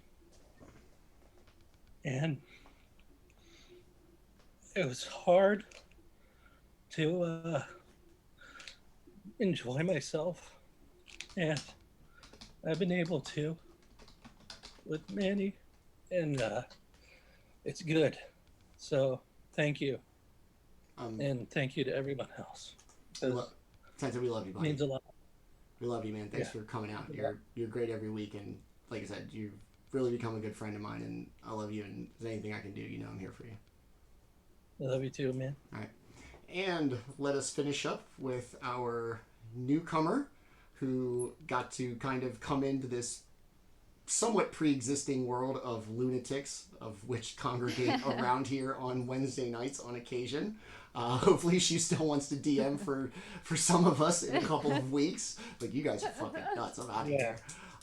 Miss Lisa, what'd you think? Do you have a good time? Yeah, the boys were nice to you? You guys are awesome. Thanks. Yeah, I met you through the Ravenloft NPCs thing, which was so much fun. And I love doing it because I love making NPCs in my free time anyway, and like characters and stuff. So that was just right up my alley. They were like, "Are you interested?" And I'm like, "Yes." And then I like hammered out stuff, and then I was like, "Are we selling it? Is it going online? Like, what's?" I didn't think to ask these questions. Yeah, who cares about that part? I just like making characters. Yeah, so that was really cool. Yeah, everybody on the server seemed really nice. I'm very hype. I hope I can live up to the standard because this was exceptionally fun. Thanks. Yeah, it was great. I'm on Twitter at Litza. I make things occasionally when I'm not exhausted from my real life job. I have an itch.io. A lot of stuff is free because I hate charging for games because I want everyone to like my things and tell me how good they are. I live for compliments. She I says, loved the cosplay you did tonight. yeah, that was great. Thank you. That was super fun. Thanks. That was different for Manny's stream, so it was really I fun. I cosplay a nerdy writer Going every to that week. level. Nobody fucking says anything. Hey man, It you brought really me back to Very about good. 5 years ago when I did a couple of steampunk cosplays because Very cool. there's a Yeah. festival The nearby. goggles, man. Yeah. Thank you. They're Harry Potter. All right. Cool stuff. Nerdy. Hell yeah, done. Once again, thank you Absolute to madman. our absolutely amazing players tonight. This game was an immense amount of fun, especially considering this is supposed to be horror. So I'm glad that you guys had fun and that everybody would hopefully like to do this again. Felt pretty horrified at times. Okay, good, I've done my Yeah, job. that's true. Big Bad Minotaur was not always big and bad. So I've been Manny at GrowedUpGeek on your social medias, your host and dungeon master here. You can catch me. Actually, no game on Sunday this week, Father's Day. Monday we will have a special edition of One Shot Wednesday (parentheses Monday), 2 p.m. Eastern Time, United States. Why such a weird time, you ask? Because I will be playing with a bunch of my awesome European friends, and that's how time zones work. So I have to do this in the middle of the day to make it at a reasonable time for them. Some of them I've met just at the very beginning of this channel who just were there for me when I didn't have anything and still wanted to let me talk to them. Some friends that I've had from another Discord, people I've played with before, I'm going to DM for. I'm really looking forward to that. That's going to be Temple of the Eternal Flame, a homebrew, Monday 2 p.m. Eastern Time, United States. Tuesday, check us out on our flagship persistent campaign, Twilight Malediction. The party just hit level 7. 7 p.m. on Tuesdays for that one. And then next Wednesday, we will be back here with our second installment of Spooky Summer, hashtag Spooky Summer, with Har Akir, which is kind of an Egyptian-themed undead pharaohs, mummies, kind of religion, that Sounds kind of very cool. thing. Damn. Will be next week's episode. I love Egypt stuff. So to everybody who came out and played tonight, once again, you guys, thank you. This, like I said, was a lot of fun. Thank you, guys. Especially for how nervous I was just to do a homebrew like this. To everybody who watched, thanks for watching tonight. We will see you Monday, Tuesday, or Wednesday of next week right back here on this channel. Until then, we'll hope to see you soon. And thanks for watching, and we will see everybody again on Monday. Bye. Yeah, hope to see everyone again soon.